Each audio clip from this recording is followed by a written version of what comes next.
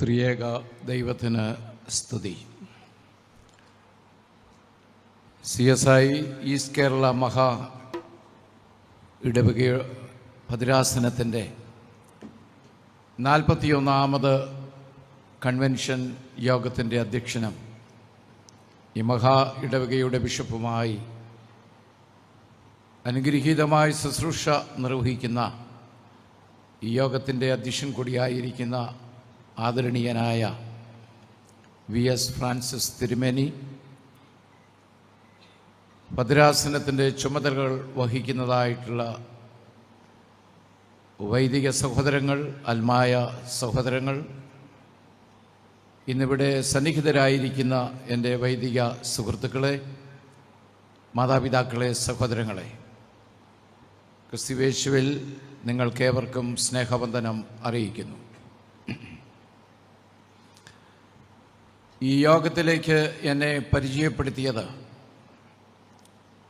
Bible society of ഇന്ത്യയുടെ general secretary, എൻ്റെ സ്നേഹിതനുമായിരിക്കുന്ന Jacob Antony അച്ഛനാണ്.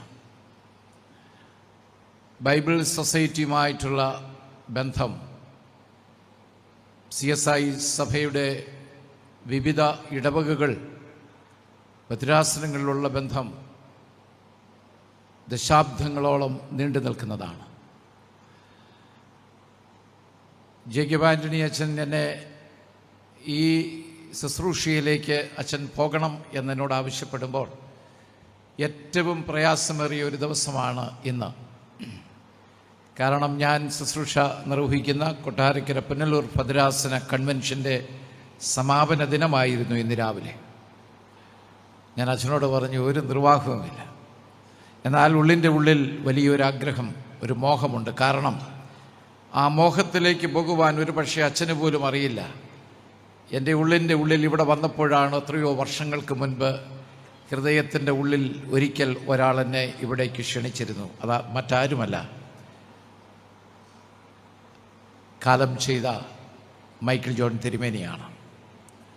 1990 അദ്ദേഹം ഞാൻ ശുശ്രൂഷ ചെയ്ത ബോംബെ ബോർവില്ലി ഇടവകയുടെ കൺവെൻഷനായി അന്ന് അവിടെ പ്രസംഗിക്കാൻ വന്നു. ഒരു പിതൃതുല്യനായി എന്നെ സ്നേഹിച്ച് എന്നോടൊപ്പം 2 ദിവസം പാർക്കുകയും എൻ്റെ വൈഫുണ്ടാക്കിയ ഭക്ഷണം കഴിച്ച് സന്തോഷത്തോടെ അവിടുന്ന് മടങ്ങുമ്പോൾ എന്നോട് പറഞ്ഞു, അച്ഛൻ ഏതെങ്കിലും ഒരു നാൾ ഈസ്റ്റ് കേരള മഹാ ഇടവകയിൽ ഒരവസരം കിട്ടിയാൽ വന്ന് ചേരണം. പക്ഷേ അതിന് കാത്തിരിക്കേണ്ടി വന്ന വർഷങ്ങൾ ഏറെയാണ്. ഇന്ന് അദ്ദേഹത്തിൻ്റെ ചിത്രം ഭദ്രാസന ബിഷപ്പ് ഹൗസിൽ കണ്ടപ്പോൾ ആ ഓർമ്മ വല്ലാതെ ഉയർന്നു വന്നു. വർഷങ്ങൾക്ക് മുൻപൊരു വിളിയുണ്ടായിരുന്നല്ലോ എന്നത്. അതിന്ന് അഭിവന്യ VS ഫ്രാൻസിസ് തിരുമേനിയിലൂടെ സാധ്യമാക്കിയതിലും ബൈബിൾ സൊസൈറ്റിയിലെ ജേക്കബ് ആൻ്റണി അച്ഛൻ അതിന് മുഖാന്തരമായി തീർന്നതിനും വളരെയധികം സന്തോഷം. അഭിവന്യ തിരുമേനി ബൈബിൾ സൊസൈറ്റിക്ക് നൽകുന്ന എല്ലാ പിന്തുണയും പ്രാർത്ഥനയും പ്രോത്സാഹനവും നന്ദിയോടെ ഓർക്കുന്നു. കേരള ഓക്സിലറിയുടെ ഒരു എക്സിക്യൂട്ടീവ് കമ്മിറ്റി അംഗം എന്ന നിലയിലും ബൈബിൾ സൊസൈറ്റി ഓഫ് ഇന്ത്യ കേന്ദ്ര ഗവേണിംഗ് ബോർഡിൻ്റെ അംഗം എന്ന നിലയിലും ബൈബിൾ സൊസൈറ്റി ഓഫ് ഇന്ത്യയുടെ അഭിനന്ദനങ്ങളും പ്രാർത്ഥനകളും ഈ മഹാ ഇടവക സമ്മേളനത്തിന് ആമുഖമായി ഞാൻ അർപ്പിക്കട്ടെ. മറ്റൊരു സന്ദർഭത്തിൽ VS ഫ്രാൻസിസ് തിരുമേനിയും ഞാനും സമ്മേളിച്ചത് YMCയുടെ കേരള റീജിയൻ്റെ ലീഡേഴ്സ് കോൺഫറൻസ് ആലുവയിൽ വെച്ച് നടന്ന മീറ്റിങ്ങിൽ നേതൃത്വം വഹിക്കുവാനായി എന്നെ ക്ഷണിച്ചപ്പോൾ ഞങ്ങൾ അടുത്തടുത്ത് ഇരുന്ന് ഒരു സഹോദരനെ പോലെ സംഭാഷിച്ചു. ഞാൻ ധരിച്ചു ഞങ്ങൾ തമ്മിൽ പ്രായത്തിൽ തിരുമേനിയായിരിക്കും മൂപ്പ് എന്നാണ് ഞാൻ വിചാരിച്ചത്. പക്ഷേ അത്രയല്ല എന്നുള്ളത് എനിക്ക് മനസ്സിലാകുന്നുണ്ട്. 1 മാസം കൂടെ കഴിയുമ്പോൾ ഞാൻ ഔദ്യോഗികമായ ശുശ്രൂഷ സജീവ സേവനത്തിൽ നിന്നും വിരമിക്കാൻ ഒരുങ്ങുകയാണ്. അതുകൊണ്ട് തന്നെ എൻ്റെ സജീവ സേവനത്തിൻ്റെ ഒരു ലാസ്റ്റ് ലാപ്പ് സന്ദേശം CSI ഈസ്റ്റ് കേരള ഡയസിസ് നൽകുന്നതിൽ തന്നെ എൻ്റെ ഓർമ്മയിൽ അത് ബാക്കി നിൽക്കും. ഇന്ന് ഈ സന്ധ്യയിൽ ഇന്നിവിടെ ആരംഭിക്കുന്ന ഈ മഹായോഗത്തിൻ്റെ പ്രാരംഭ ദിനത്തിൽ എന്നെ ഇതിലേക്ക് ക്ഷണിച്ചതിലുള്ള എൻ്റെ പ്രത്യേക നന്ദിയും സ്നേഹവും എല്ലാവരെയും ഒരിക്കൽ കൂടെ അറിയിക്കട്ടെ. ഇന്നത്തെ നമ്മളുടെ തിരുവചന ധ്യാന ചിന്തകൾക്കായി ഞാൻ തിരഞ്ഞെടുത്തിരിക്കുന്ന തിരുവചന ഭാഗം വിശുദ്ധ മർക്കോസ് എഴുതിയ സുവിശേഷം 10-ാം അധ്യായത്തിൻ്റെ 2 വാക്യങ്ങളാണ്. ഏതാണ്ട് 52 വാക്യങ്ങൾ ഉള്ള ഒരധ്യായമാണത്. അതിലെ 2-3 വാക്യങ്ങൾ വായിക്കുന്നു. The Gospel according to Saint Mark, chapter 10, verse 36, 35, 36 and 51. 35, 36, 51. ഞാൻ വായിക്കാം. സബദിയുടെ മക്കളായ യാക്കോബും യോഹന്നാനും അവൻ്റെ അടുക്കൽ വന്ന് അവനോട്, ഗുരോ, ഞങ്ങൾ നിന്നോട് യാചിപ്പാൻ പോകുന്നത് ഞങ്ങൾക്ക് ചെയ്തു തരുവാൻ അപേക്ഷിക്കുന്നു എന്ന് പറഞ്ഞു. അവൻ അവരോട്, ഞാൻ നിങ്ങൾക്ക് എന്ത് ചെയ്തു തരുവാൻ നിങ്ങൾ ആഗ്രഹിക്കുന്നു എന്ന് ചോദിച്ചു. 51-ാമത്തെ വാക്യം. യേശു അവനോട്, ഞാൻ നിനക്ക് എന്ത് ചെയ്തു തരണമെന്ന് നീ ഇച്ഛിക്കുന്നു എന്ന് ചോദിച്ചതിന്, റബ്ബുനീ, എനിക്ക് കാഴ്ച പ്രാപിക്കണമെന്ന് കുരുടൻ അവനോട് പറഞ്ഞു. പ്രാർത്ഥിക്കാം. ആന്തരികമായ കണ്ണുകളെ തുറക്കുന്ന ദൈവമേ, നീ ആത്മാവാകുന്നു. നിന്നെ ആരാധിക്കുന്നവർ സത്യത്തിലും ആത്മാവിലും ആരാധിക്കുന്നു. ഞങ്ങൾ കൂടി വന്നിരിക്കുന്ന ഈ വേദിയിൽ വ്യാപരിക്കുന്ന ദൈവത്തിൻ്റെ പരിശുദ്ധാത്മാവിനാൽ അങ്ങയ്ക്ക് സ്തോത്രം. നിന്റെ ആത്മാവിലൂടെയല്ലാതെ നിന്റെ വചനത്തെ ഘോഷിപ്പാനോ വ്യാഖ്യാനിക്കുവാനോ കഴിയുകയില്ല. ഞങ്ങളുടെ ബുദ്ധിക്കതീതമായി ഞങ്ങളുടെ ആത്മാവിലേക്ക് സന്നിവേശം ചെയ്യപ്പെടേണ്ട വചനസത്യങ്ങളെ ബലഹീനായ അടിയനിലൂടെ ഈ രാത്രിയിൽ പങ്കിടണമേ. മനുഷ്യ ശബ്ദത്തെ ദൈവശബ്ദമാക്കി രൂപാന്തരപ്പെടുത്തുന്ന പരിശുദ്ധാത്മാവിൻ്റെ ഇടപെടൽ ഞങ്ങളുടെ ചിന്തകളിൽ മേലുണ്ടാകണമേ. ആദ്യവസാനം നിന്റെ ആത്മാവിൻ്റെ നിറവിൽ ഞങ്ങളെ മറയ്ക്കണം. യേശുവിൻ നാമത്തിൽ പ്രാർത്ഥിക്കുന്നു, കേൾക്കുമാറാകണമേ. ആമേൻ.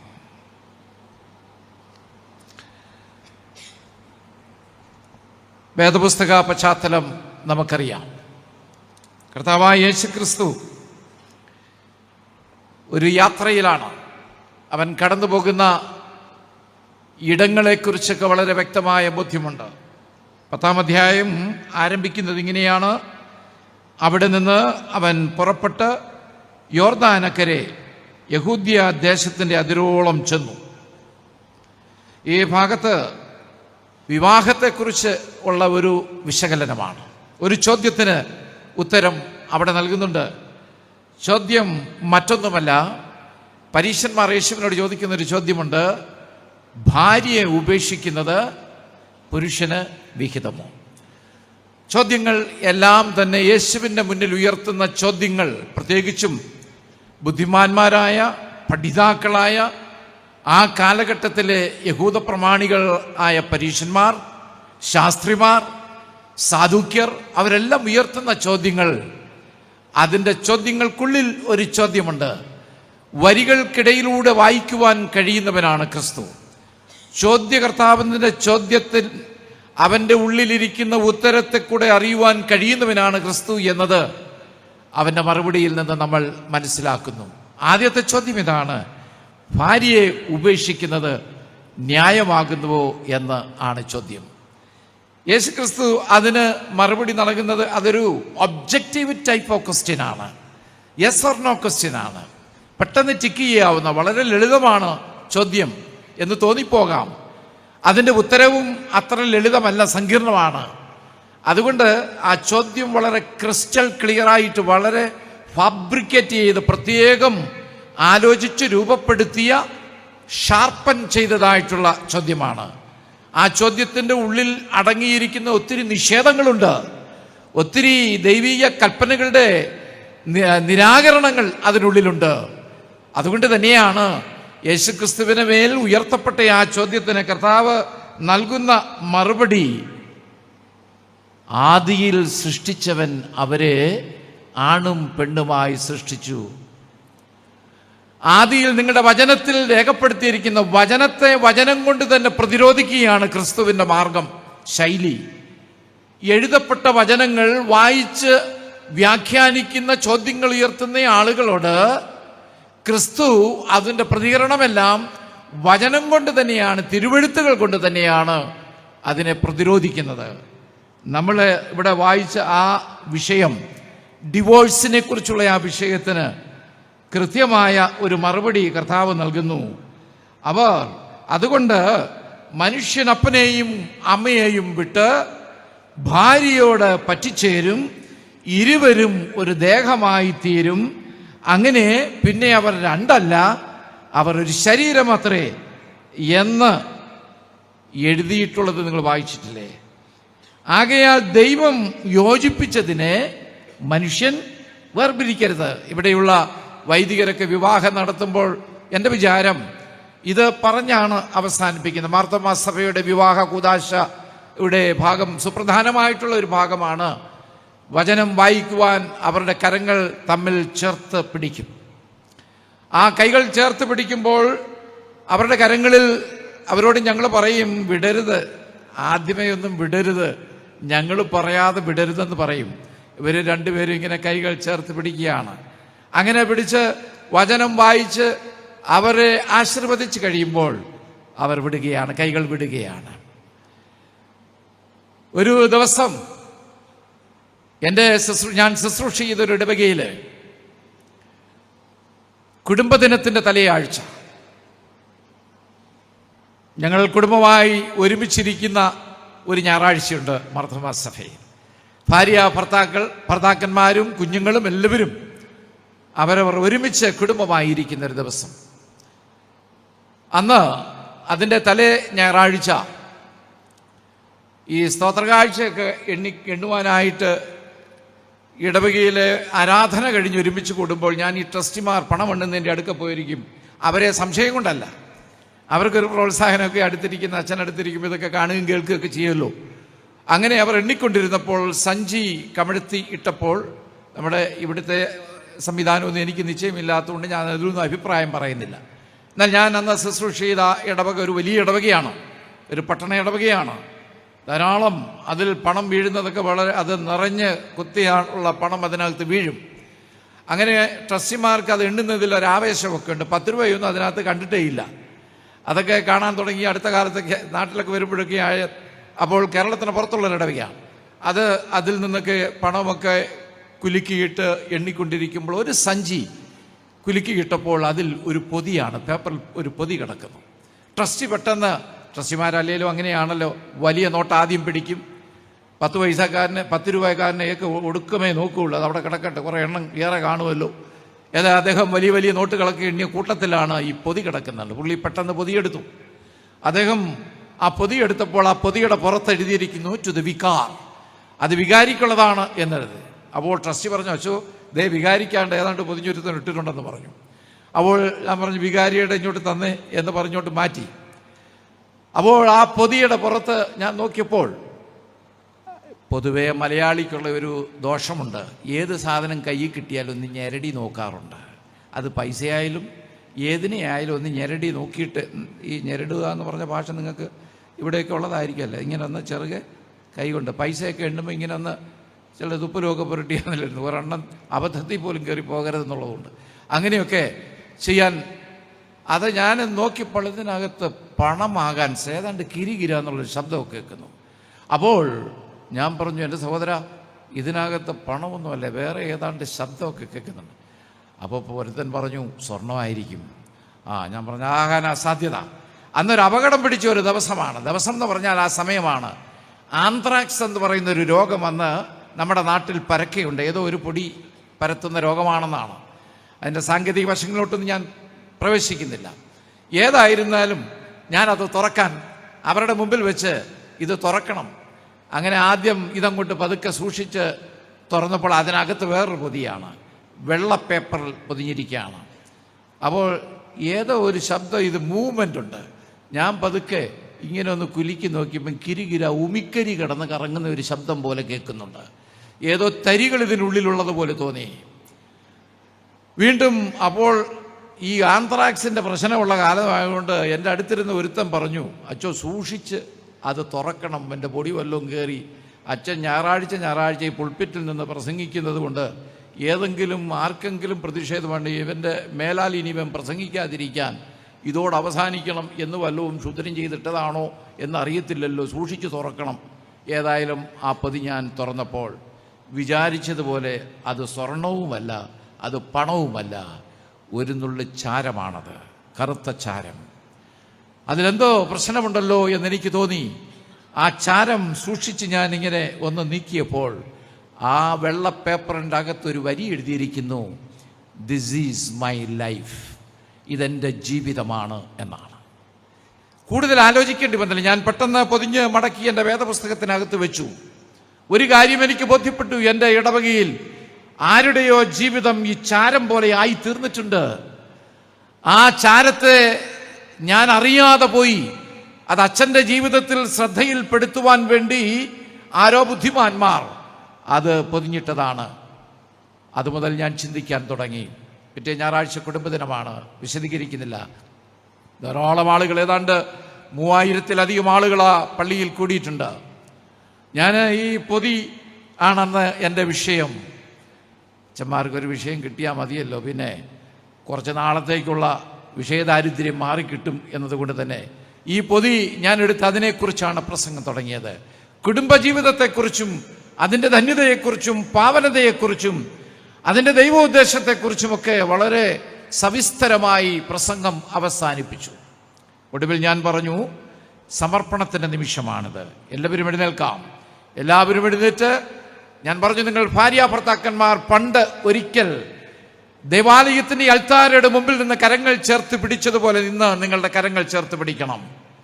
ഞാൻ കണ്ടു 50 വർഷം 60 വർഷം വരെ കുടുംബജീവിതം നയിച്ച വൃദ്ധമാതാപിതാക്കൾ ഉൾപ്പെടെ 2-3 വർഷം വിവാഹം കഴിഞ്ഞ് യൗവനക്കാർ ഉൾപ്പെടെയുള്ള ആ വലിയ കോൺഗ്രിഗേഷനിലെ യുവദമ്പതികൾ, വാർദ്ധക്യത്തിലെത്തിയ ദമ്പതിമാർ വിറങ്ങലിക്കുന്ന കരങ്ങൾ ചേർത്ത് പിടിച്ച് അവരുടെ കുഞ്ഞുങ്ങളോടൊപ്പം അവർ കൈകൾ ചേർത്ത് പിടിച്ചുകൊണ്ട് ഗായക സംഘത്തോട് ചേർന്ന് പാടി, നിന്നിഷ്ടം ദേവ ആയിടട്ടെ, ഞാനോ മൺപാത്രം നിൻ കരങ്ങളിൽ എന്നുള്ള പാട്ട് പാടുമ്പോൾ അവിടെ ഇരിക്കുന്ന എല്ലാവരും ദൈവത്തിൻ്റെ ആത്മാവിൽ നിറഞ്ഞ് അവരുടെ കരങ്ങൾ ചേർത്ത് പിടിച്ച് ഉയർത്തി പാട്ട് പാടുന്നത് കണ്ടു. അനുഗ്രഹീതമായി ശുശ്രൂഷ പൂർത്തിയാക്കി ഞാൻ മടങ്ങി പാഴ്സണിലേക്ക് കയറി. ഭക്ഷണത്തിനായിരിക്കുമ്പോൾ വാതിലാരോ മുട്ടി. വാതിൽ തുറന്നു. യൗവനക്കാരായ ഒരു പെൺകുട്ടിയും ഒരു ചെറുപ്പക്കാരനും എൻ്റെ മുന്നിൽ നിൽക്കുന്നു. അവർ പറഞ്ഞു, അച്ഛൻ, if you don't mind, would you kindly give us 10 minutes? ഒരു 10 മിനിറ്റ് ഞങ്ങൾക്കായി തരണം. ഞാൻ പറഞ്ഞു, കയറി വരാൻ പറഞ്ഞു. അവരുടെ ഒപ്പം വരുന്നു. അതിൽ ഈ ചെറുപ്പക്കാരൻ എന്നോട് പറഞ്ഞു, ഇന്ന് അച്ഛൻ പ്രസംഗിച്ച പൊതിയുടെ ഉടമസ്ഥൻ ഞാനാണ്. അവൻ കൺഫസ് ചെയ്തു. ഈ ദേവാലയത്തിൽ 3 വർഷത്തിന് മുൻപ് ഞങ്ങളുടെ വിവാഹം നടന്നതാണ് ഈ അൾത്താരയുടെ മുമ്പിൽ. അന്ന് ഒരു ദിവസം മാത്രം ഞങ്ങൾ ഒരുമിച്ച് പാർത്തു. ഇന്നേക്ക് 3 വർഷമായി ഞങ്ങൾ കുടുംബജീവിതം നയിച്ചിട്ടില്ല. ഞങ്ങൾ മധ്യ തിരുവിതാംകൂറിലെ ഉന്നതമായ കുടുംബത്തിൽ ജനിച്ചു വളർത്തപ്പെട്ടവരാണ്. എനിക്ക് മാസം 3 ലക്ഷം രൂപ ശമ്പളമാണ്. അവൾക്കും അതിൽ കുറയാതെയുണ്ട്. ഒരു വർഷം ഞങ്ങളുടെ വീട്ടിൽ, ഞങ്ങളുടെ കുടുംബത്തിൽ വരേണ്ട ശമ്പളം തന്നെ വളരെ ഹ്യൂജ് എമൗണ്ടാണ്. 1 രൂപ പോലും ഞങ്ങളുടെ മാതാപിതാക്കൾക്ക് നൽകേണ്ടതില്ല. പക്ഷേ ഞങ്ങളുടെ ജീവിതം ഇതുവരെയും ശരിയായിട്ടില്ല. ഞങ്ങളുടെ മാതാപിതാക്കൾ ദേവാലയം വിട്ട് ജീവിക്കുന്നവരല്ല. അവർ ഭക്തരാണ്, പ്രാർത്ഥിക്കുന്ന കുടുംബമാണ്. പക്ഷേ ഞങ്ങളുടെ ജീവിതം ഈ ഒരിക്കൽ പോലും സന്തോഷമായിട്ടില്ല. ഈ കഴിഞ്ഞ 2 ആഴ്ചയ്ക്ക് മുമ്പ് ഞങ്ങൾ തമ്മിൽ തീരുമാനിച്ചു ജീവിതം വേർപെടുത്തുക. അതിൻ്റെ എല്ലാ സംവിധാനങ്ങളും ഞങ്ങൾ ചെയ്തു. കോടതിയിൽ പേപ്പറെല്ലാം ഫയൽ ചെയ്തു. ഞങ്ങൾ വേർപിരിയാൻ തീരുമാനിച്ച വിവരം ഈ കഴിഞ്ഞയാഴ്ച ഞങ്ങളെ മാതാപിതാക്കളെ അറിയിച്ചു. അവർ രണ്ടുപേരും തകർന്നു. അവരപ്പോൾ തന്നെ ഫ്ലൈറ്റ് എടുത്ത് ഞങ്ങൾ പാർക്കുന്ന സ്ഥലത്ത് വന്ന് ഞങ്ങളോടൊപ്പം പാർത്ത് രാപകലില്ലാതെ ഞങ്ങളെ ഗുണദോഷിച്ചു. ശരിയായില്ല. ഈ കഴിഞ്ഞ ഞായറാഴ്ച ഞങ്ങൾ തീരുമാനിച്ചു, പിരിയുന്നതിന് മുൻപ് ഞാൻ എൻ്റെ ഭാര്യയോട് പറഞ്ഞു, ഒരാഗ്രഹം ബാക്കിയുണ്ട്. അവൾ ചോദിച്ചതാണ്, നമ്മൾ കല്യാണം കഴിഞ്ഞ ആദ്യത്തെ ദിവസം ഒരുമിച്ച് ഭക്ഷണം കഴിച്ച ആ ഹോട്ടലിൽ പോയി പിരിയുന്നതിന് മുൻപ് ഒരു ഭക്ഷണം കഴിക്കണം. That lunch would be our last lunch, last supper എന്നൊക്കെ നമ്മൾ പറയും, അതായിരിക്കട്ടെ. അവൾ പറഞ്ഞു, എനിക്കൊരാഗ്രഹമുണ്ട്. പറഞ്ഞാട്ടെ. എൻ്റെ ആഗ്രഹം മറ്റൊന്നല്ല, നമ്മൾ വിവാഹം കഴിച്ച ആ ദേവാലയത്തിൽ ഒടുവിലായി ഒരുമിച്ച് ഒരിക്കൽ കൂടെ പോകണം. അങ്ങനെയാണച്ചോ ഇന്ന് രാവിലെ ഞങ്ങൾ ഇന്ന് ദേവാലയത്തിൽ വന്നത്. അതിനിടയിൽ കഴിഞ്ഞ ആഴ്ചയിൽ ഞാൻ അറിയാതെ, ആരുമറിയാതെ, അവളറിയാതെ എൻ്റെ ജീവിതം എന്താണ് എന്ന് അച്ഛനെ ധരിപ്പിക്കുവാൻ ഈ ചാരം പൊതിഞ്ഞിട്ടത് ഞാനാണ്. കൃത്യമായി അച്ഛൻ്റെ കയ്യിൽ ഇതെത്തുമെന്ന് എനിക്കറിയാമായിരുന്നു. ദൈവത്തിന് പ്രവർത്തിക്കുവാനുള്ള സമയമായിരുന്നച്ചോ. ഞങ്ങൾ രണ്ടുപേരും രണ്ടിടത്തിരിക്കാൻ പള്ളിയിലേക്ക് വന്നതാണ്. ആരോ ഞങ്ങളെ പിടിച്ച് ഒരുമിച്ച് ഇരുത്തി. അപ്പോഴാണ് ആ ശുശ്രൂഷയുടെ അവസാന ഘട്ടമായപ്പോൾ, അച്ഛൻ്റെ വചന ശുശ്രൂഷയെല്ലാം കഴിയുമ്പോൾ പാട്ടുപാടുന്നു, നിന്നിഷ്ടം ദേവ ആയിടട്ടെ, കരങ്ങൾ ചേർത്ത് പിടിക്കുവാൻ പറയുമ്പോൾ ഞങ്ങളുടെ കരങ്ങൾ അടുക്കുന്നില്ല. എന്നാൽ ഏതോ ഒരു ഘട്ടത്തിൽ ഞങ്ങൾ അറിയാതെ ആരുടെയോ ഒരു കരം, ഒരു ദുർബല കരമല്ല, a mighty hand somewhere hold our hands together. ഞങ്ങളുടെ കൈകളെ, രണ്ട് കൈകളെയും ചേർത്ത് ഒരുമിച്ച് പിടിച്ച ഒരു കരം. We do not know, but we experience the power and might hands of Lord. കർത്താവിൻ്റെ ആ ബലങ്കരങ്ങളാണ് ഞങ്ങളുടെ കരങ്ങളെ ചേർത്ത് പിടിച്ച് ഞങ്ങൾ അറിയാതെ ഈ പാട്ടിൽ ലയിച്ചു. മടങ്ങിയ ശുശ്രൂഷ കഴിയുമ്പോൾ ഞങ്ങൾ പുറത്തിറങ്ങി പറഞ്ഞു, ആ കൈകൾ ഏതാണ്? അവരുടെ അടുത്ത് അങ്ങനെ ആരും കൈപിടിച്ച് ചേർത്ത് പിടിച്ചിട്ടില്ല. ഇരുവരും പറയാണ്, ആ കൈകൾ ഏതാണ്? ഒരിക്കലായി ദേവാലയത്തിന് അൾത്താരയുടെ മുമ്പിൽ കരങ്ങൾ ചേർത്ത് പിടിച്ച് വൈദികൻ അവരെ ആശീർവദിച്ചപ്പോൾ അവർക്ക് ദൈവത്തിൻ്റെ കരങ്ങളാണ് തങ്ങളുടെ കരങ്ങളിൽ പിടിച്ചിരിക്കുന്നുള്ള ഫീലില്ലായിരുന്നു. എന്നാൽ ഇന്നിതാ ദൈവത്തിൻ്റെ ആത്മാവ് അവരിൽ പ്രവർത്തിക്കുവാൻ തുടങ്ങിയപ്പോൾ ചാരം പോലെ ആയിത്തീർന്ന ജീവിതത്തെ ദൈവത്തിൻ്റെ ആത്മാവിൻ്റെ പരിവർത്തനത്തിൻ്റെ ഫലമായി ആ ബലമുള്ള ബലിഷ്ഠമായ കരങ്ങൾ അവരെ ചേർത്ത് പിടിച്ചു. പത്രോസിന്റെ ലേഖനത്തിലും യാക്കോബിന്റെ ലേഖനത്തിലും ഇപ്രകാരം ഒരു വാക്യമുണ്ട്, അവൻ തക്ക സമയത്ത് നിങ്ങളെ ഉയർത്തുവാൻ അവന്റെ ബലമുള്ള കൈയുടെ കീഴിൽ താണിരിപ്പിൻ എന്നാണ്. ദൈവത്തിനെ ഉയർത്തുവാൻ നേരമാകുമ്പോൾ അവന്റെ ബലമുള്ള കൈയുടെ കീഴിൽ നിങ്ങൾ താണിരിക്കണം എന്നതാണ്. അവരുടെ കുടുംബജീവിതം, ഞാൻ അവരെ രണ്ടുപേരെയും ആശീർവദിച്ച് പ്രാർത്ഥിച്ച് വിട്ട് അവരുടെ ആദ്യത്തെ കുഞ്ഞിനെ മാമോദീസ മുക്കിയിട്ടാണ് അവിടുന്ന് മടങ്ങിയത്. എന്നെ കേൾക്കുന്ന ദൈവജനമേ, ചോദ്യം പരീശന്മാർ യേശുവിനോട് ചോദിച്ചു, ഭാര്യയെ ഉപേക്ഷിക്കുന്നത് ന്യായമോ? പുരുഷന് ഭാര്യയെ ഉപേക്ഷിക്കുന്നത് ന്യായമാണോ എന്നതാണ് ചോദ്യം. അതിൽ അടങ്ങിയിരിക്കുന്ന ദൈവോദ്ദേശത്തെ വിസ്മരിച്ചുകൊണ്ട് മനുഷ്യ ഉദ്ദേശത്തെ ഹൈലൈറ്റ് ചെയ്തുകൊണ്ടുള്ള ചോദ്യത്തിന് കർത്താവ് പറഞ്ഞ മറുപടിയാണ് ഈ ഭാഗത്ത് പറഞ്ഞിരിക്കുന്നത്. അവർ രണ്ടല്ല, ഒരു ശരീരം അത്രേ. അവരെ കൂട്ടിച്ചേർത്തത് മനുഷ്യനല്ല, പിന്നെ ദൈവമാണ് എന്നതാണ്. ഇതാണ് ആദ്യത്തെ ചോദ്യം. നമ്മൾ മുന്നോട്ട് പോവുകയാണ്.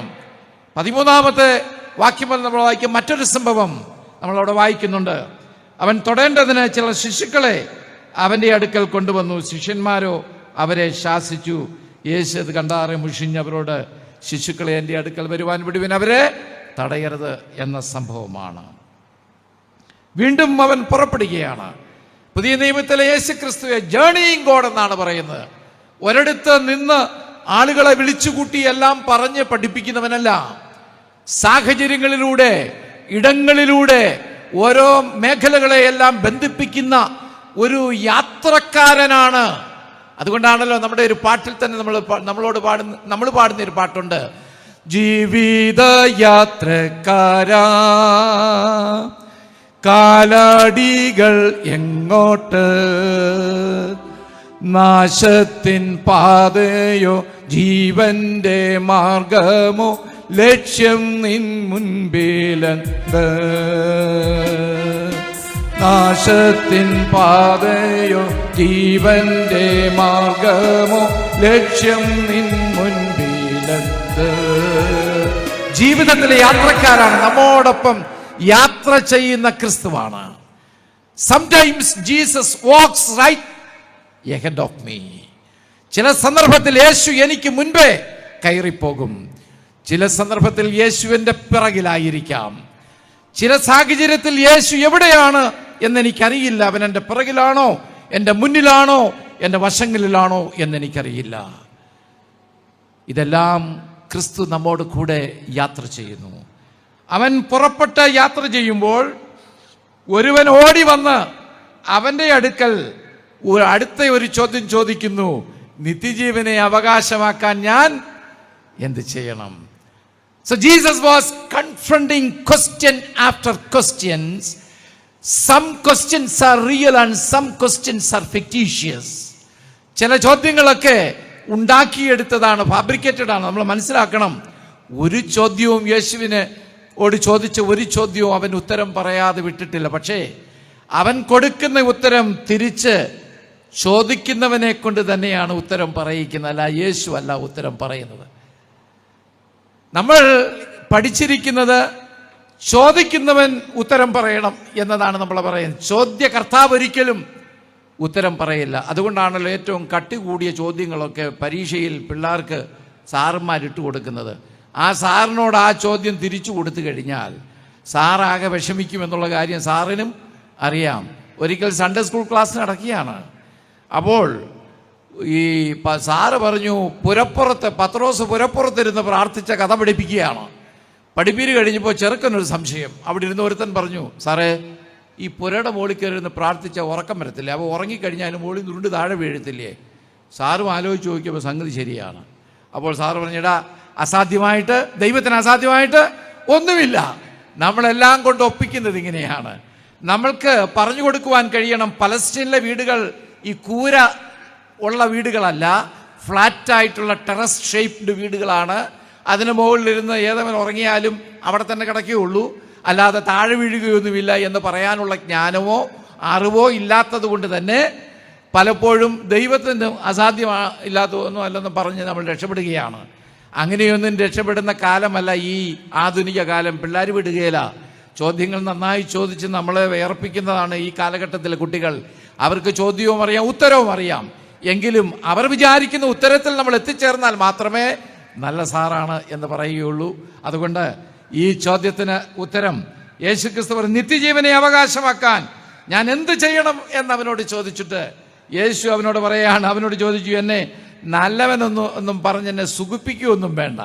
ചിലർക്ക് ചില കാര്യങ്ങളൊക്കെ പറയാൻ വണ്ടർഫുൾ, അമേസിങ്, ഫാബുലസ് എന്നൊക്കെയുള്ള വല്ല ഒന്നാന്തര ഇംഗ്ലീഷ് വൊക്കാബുലറിയൊക്കെ അടിച്ച് സുഖിപ്പിക്കാറുണ്ട്.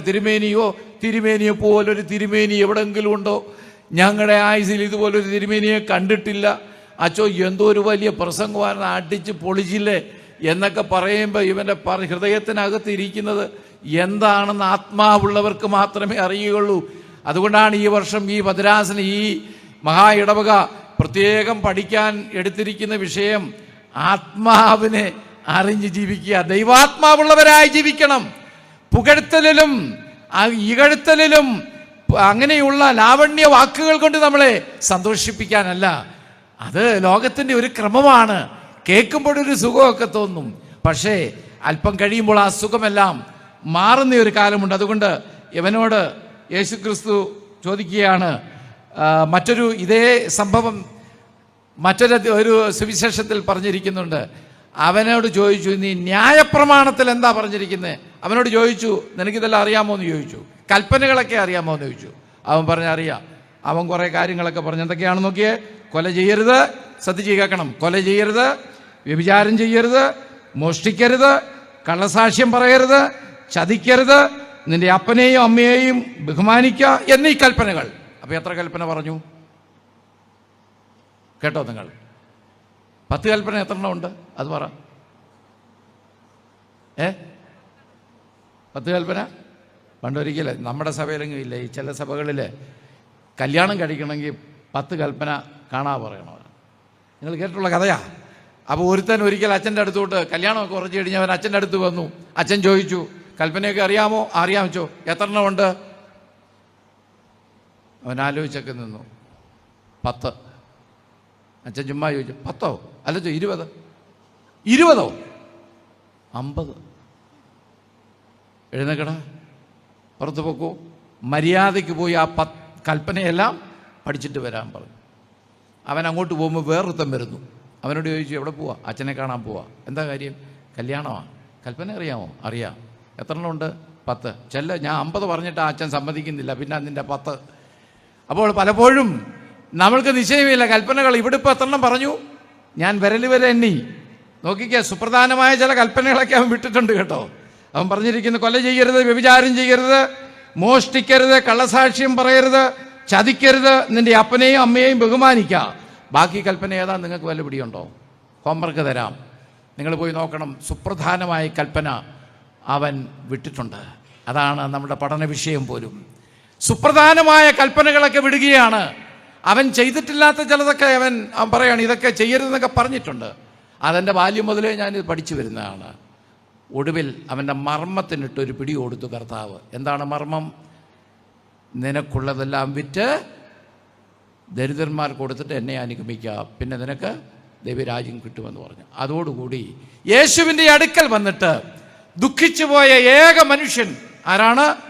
നിത്യജീവനെ അവകാശം ആക്കണമെന്ന് ചോദിച്ചു കൊണ്ടുവന്ന യൗവനക്കാരനായിരുന്നു എന്ന് മത്തായിയുടെ സുവിശേഷത്തിൽ പറയുന്നുണ്ട്. അവനെല്ലാമുണ്ട്, ഇനി അവസാനം ഇതും കൂടെ ഉറപ്പാക്കണം, നിത്യജീവനും കൂടെ ഉറപ്പാക്കിയാൽ ആൾ റെഡിയാണ്. സമ്പന്നനാണ്, യൗവനക്കാരനാണ്, സ്വാധീനമുള്ളവനാണ്, അറിവുള്ളവനാണ്. ഇനി അവന് ശേഷിക്കുന്ന ലോകത്തിൽ വെച്ച് തന്നെ സ്വർഗം കൂടെ അവനെ ഉറപ്പാക്കണം. പക്ഷേ സ്വർഗം ഉറപ്പാക്കാൻ അവന് തടസ്സമായിരിക്കുന്ന ഒരെണ്ണം ഉണ്ടെന്ന് പറഞ്ഞു. അതേൽ പിടിച്ചപ്പോൾ കാര്യം വിട്ട് അവൻ ദുഃഖിതനായിപ്പോയി. 3ാമത്തെ ചോദ്യം അവിടെയാണ്. പിന്നീട് നമ്മൾ വായിക്കുന്നു, തുടർന്ന് 23ാമത്തെ വാക്യം മുന്നോട്ട് വായിക്കുമ്പോൾ യേശു ചുറ്റും നോക്കി തൻ്റെ ശിഷ്യന്മാരോട് പറയുകയാണ്, സമ്പത്തുള്ളവർ ദൈവരാജ്യത്തിൽ കടക്കുന്നത് അസാധ്യം, പ്രയാസം. ഞാൻ ആ ഭാഗമെല്ലാം വിട്ട് താഴേക്ക് വരികയാണ്. ഒടുവിൽ ഈ 32ാമത്തെ വാക്യത്തിലേക്ക് വരികയാണ്. യേശുക്രിസ്തു അതിനു മുമ്പ് യെരുശലേമിലേക്ക് പോവുകയാണ്. യെരുശലേമിലേക്കുള്ള ഈ യാത്രയുടെ ലക്ഷ്യം മറ്റൊന്നുമല്ല, പിന്നെന്താണ്? അവൻ മരണത്തിലേക്ക് യാത്ര ചെയ്യുകയാണ്. അവൻ മരണത്തിലേക്ക് യാത്ര ചെയ്യുകയാണ്. മരണത്തിലേക്ക് യാത്ര പോകുന്ന ഒരുവന്റെ മനസ്സ് എങ്ങനെയാണ് എന്ന് നമുക്ക് അറിയാൻ കഴിയും. ഇവിടെ ആരെങ്കിലും ഗുരുതരമായ രോഗത്തിന് വിധേയപ്പെട്ടിട്ടുണ്ടെങ്കിൽ ഡോക്ടർ പറഞ്ഞിരിക്കുകയാണ്, നിങ്ങൾക്കൊരു 30 ദിവസം കൂടെ കാണും എന്ന് പറയുമ്പോൾ നിങ്ങൾ മരണത്തിലേക്ക് യാത്ര ചെയ്യാൻ തുടങ്ങി എന്ന് വേണം കരുതാൻ. ആ 30 ദിവസത്തിലെ യാത്രയ്ക്ക് വേണ്ടി നിങ്ങൾ ഒരുങ്ങുമ്പോൾ നിങ്ങളുടെ മനസ്സ് പതറിപ്പോകും. നിങ്ങൾ എവിടെയാണ്, എന്താണ്? നിങ്ങൾ പ്രാർത്ഥിക്കും, ദൈവമേ, അടുത്ത 30 ദിവസം കൂടെ കഴിയുമ്പോൾ എൻ്റെ ജീവിതം, ഭൗതിക ലോകത്തിലെ ജീവിതം ഇവിടെ അവസാനിക്കുകയാണ്. എനിക്ക് നിത്യജീവൻ ഉറപ്പാക്കുവാൻ കഴിയുമോ? അതിനുവേണ്ടി ഒരുങ്ങുന്ന നിമിഷങ്ങളാണ്. ഓർക്കുക, മരണത്തിലേക്ക് പോകുന്നവന്റെ മനസ്സ് പതറിപ്പോകാം. മരണത്തിലേക്ക് പോകുന്നവന്റെ ജീവിതം ഒരുപക്ഷെ അവൻ മാറി നടക്കാം. 2 വിധത്തിൽ അതിനെ കാണാം. ഇനി മരിക്കാൻ 30 ദിവസമല്ലേ ഉള്ളൂ, അതുകൊണ്ട് ഈ ലോകത്തിൽ ലഭിക്കാവുന്ന സകലവിധമായ സന്തോഷങ്ങളും ആസ്വദിച്ച് അവസാനിക്കാം എന്നൊരു പക്ഷെ ചിന്തിക്കാം. എന്നാൽ ഇവിടെ ഇതാ യേശുക്രിസ്തു മരണത്തിലേക്ക്, യെരുശലേമിലേക്ക് യാത്ര പോകുമ്പോൾ അവൻ തൻ്റെ ശിഷ്യന്മാരെ ധൈര്യപ്പെടുത്തുകയാണ്. അവൻ മുന്നോട്ട് യാത്ര പോകുമ്പോൾ ഓരോ ശിഷ്യരോടും പറയുന്നു, യെരുശലേമിൽ സംഭവിക്കാനിരിക്കുന്ന കാര്യങ്ങളെക്കുറിച്ച് അവൻ അവരെ പഠിപ്പിച്ചുകൊണ്ടിരിക്കുകയാണ്. അതായത് നമ്മുടെ കർത്താവ് നമ്മളെ എങ്ങനെയാണ് മരണത്തിലേക്ക് നയിക്കപ്പെടേണ്ടെന്നുള്ളത് നമ്മളെ പഠിപ്പിക്കുകയാണ്. Jesus was instructing and teaching his disciples how to approach death എന്നാണ്. നമുക്ക് കൗൺസിലിംഗ് എല്ലാത്തിനുമുണ്ട്. കൗൺസിലിംഗ് എല്ലാത്തിനുണ്ട്. വിവാഹത്തിന് മാത്രമല്ല, ഇപ്പോൾ നഴ്സറി സ്കൂളിൽ ചേർക്കുന്നതിന് വരെ കൗൺസിലിംഗ് ഉണ്ട്.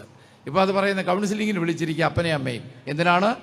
മോണ്ടിസോറിയിൽ അഡ്മിഷന് വേണ്ടി, കൊച്ചിന് വേണ്ടി. എല്ലാത്തിനും കൗൺസിലിംഗ് ആണ്, സർവത്ര കൗൺസിലിംഗ് ആണ്. എന്നാൽ ഒരു കാര്യത്തിന് ഇതുവരെയും കൗൺസിലിംഗ് തുടങ്ങിയിട്ടില്ലെന്ന് എൻ്റെ വിചാരം. അടുത്ത ആഴ്ച മരിക്കാൻ പോകുന്ന ആളുകൾക്ക് വേണ്ടി ബഹുമാനപ്പെട്ട അച്ഛൻ പള്ളി പറയാണ്, മരിക്കാൻ ആഗ്രഹിക്കുന്ന വേണ്ടി ഒരു കൗൺസിലിംഗ് കോഴ്സ് ഇവിടെ ആരംഭിക്കുന്നു. താല്പര്യമുള്ളവർക്ക് രജിസ്റ്റർ ചെയ്യാം, സൗജന്യ ഫീസ് എന്ന് പറഞ്ഞാൽ അച്ഛൻ മാത്രം കാണും. ആരും ആ കൗൺസിലിങ്ങിന് വരുമെന്ന് എനിക്ക് തോന്നുന്നില്ല. നമ്മൾ ഓർക്കണം, we need to prepare ourselves to how to face death. നമ്മുടെ മരണത്തെ എങ്ങനെ അഭിമുഖീകരിക്കണമെന്ന് ഒരു വിശ്വാസി അവൻ ഒരുങ്ങണം. അവൻ്റെ മനസ്സുകൊണ്ട്, ശരീരം കൊണ്ട്, അവൻ്റെ ആത്മാവ് കൊണ്ട് മരണത്തെ അഭിമുഖീകരിക്കുവാൻ ഒരുങ്ങണം. ആ യാത്രയിലാണ് ക്രിസ്തു ഇപ്പോൾ. നമ്മൾ ഓർക്കുക 32-ാമത്തെ വാക്യം, അവൻ യെരുശലേമിലേക്ക് യാത്ര ചെയ്യുകയാണ്. നിങ്ങൾ ശ്രദ്ധിച്ചു കേൾക്കുക, അവിടെ ഒരു വാക്യം എടുത്തു പറയുന്നുണ്ട്, യേശു അവർക്ക് പിറകിലായിരുന്നോ? മുമ്പിലാണ്. എന്നെ കേൾക്കുന്ന ദൈവജനമേ, ഇതാണ് നമ്മുടെ ഉറപ്പ്. ഞാൻ എൻ്റെ മരണത്തിലേക്കും ദുഃഖത്തിലേക്കും തകർച്ചയിലേക്കും ഞാൻ യാത്ര ചെയ്യുമ്പോൾ എൻ്റെ യേശു എനിക്ക് മുൻപേ കയറി നടക്കുന്നവനാണ്. അവൻ എനിക്ക് മുൻപേ കയറി നിൽക്കും. Follow me.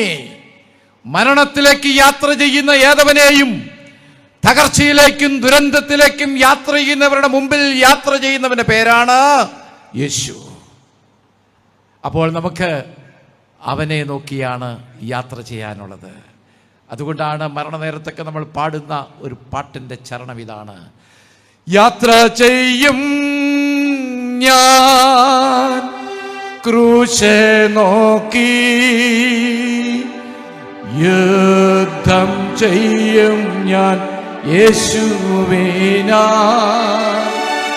ജീവൻ വച്ചിടും രക്ഷകനായി, അന്ത്യശ്വാസം വരെയും. ഹല്ലേലൂയ. മരണത്തിലേക്കുള്ള നമ്മുടെ യാത്രയിൽ എൻ്റെ യേശു എൻ്റെ മുന്നിലാണ്. അതുവരെ അവൻ എവിടെ ആയിരുന്നു എന്ന് എനിക്കറിയാൻ പാടില്ലായിരുന്നു. യെരുശലേമിനോട് സമീപിച്ചപ്പോൾ അവൻ മുന്നിൽ കയറി നടന്നു. അവൻ പറഞ്ഞു, അവരെന്നെ പിടിക്കും, അവരെന്നെ ദണ്ഡിപ്പിക്കും, അവരെന്റെ മേൽ തുപ്പും, എൻ്റെ മേൽ ചാട്ടവാറടിക്കും, കണ്ട് ഭയന്ന് മാറുകയല്ല. നിങ്ങൾ അടിയേൽക്കുന്നതിന് മുൻപേ, നമുക്ക് മുൻപേ അടിയേൽക്കുവാൻ മുന്നിൽ കയറി നിൽക്കുന്നവനാണ് യേശുക്രിസ്തു. എൻ്റെ പിതൃ സഹോദരൻ ഒരു ജയിൽ സൂപ്രണ്ടായിരുന്നു. എൻ്റെ നാട്ടിലായിരുന്നു അദ്ദേഹം ദീർഘനാളുകൾ, കൊട്ടാരക്കരയിൽ തന്നെ ആയിരുന്നു. ഞാൻ സെമിനാരി പഠിച്ചുകൊണ്ടിരിക്കുമ്പോൾ എൻ്റെ പിതൃ സഹോദരൻ ഉപ്പാപ്പൻ പറയും, ഡാ ഇടയ്ക്കിടയ്ക്ക് ജയിലിലൊന്ന് വരണം, നല്ല ഒന്നാന്തരം പ്രസംഗ വിഷയം നിനക്ക് കിട്ടും. ജയിലിൽ പിടിച്ചുകൊണ്ടുവരുന്ന ആളുകളെ നീ അവരോടൊന്ന് സംസാരിച്ചാൽ മതി, നിനക്ക് ഓരോ ജീവിതങ്ങളെക്കുറിച്ച് ബോധ്യപ്പെടും. അങ്ങനെ ഒരിക്കൽ ഒരു ഉച്ച നേരം ഞാൻ ജയിൽ സന്ദർശിച്ചു. അപ്പോൾ അദ്ദേഹം വന്നിട്ടില്ല. ഉച്ചയ്ക്ക് അവിടെ ഭക്ഷണം കൊടുക്കുന്ന സമയമാണ്.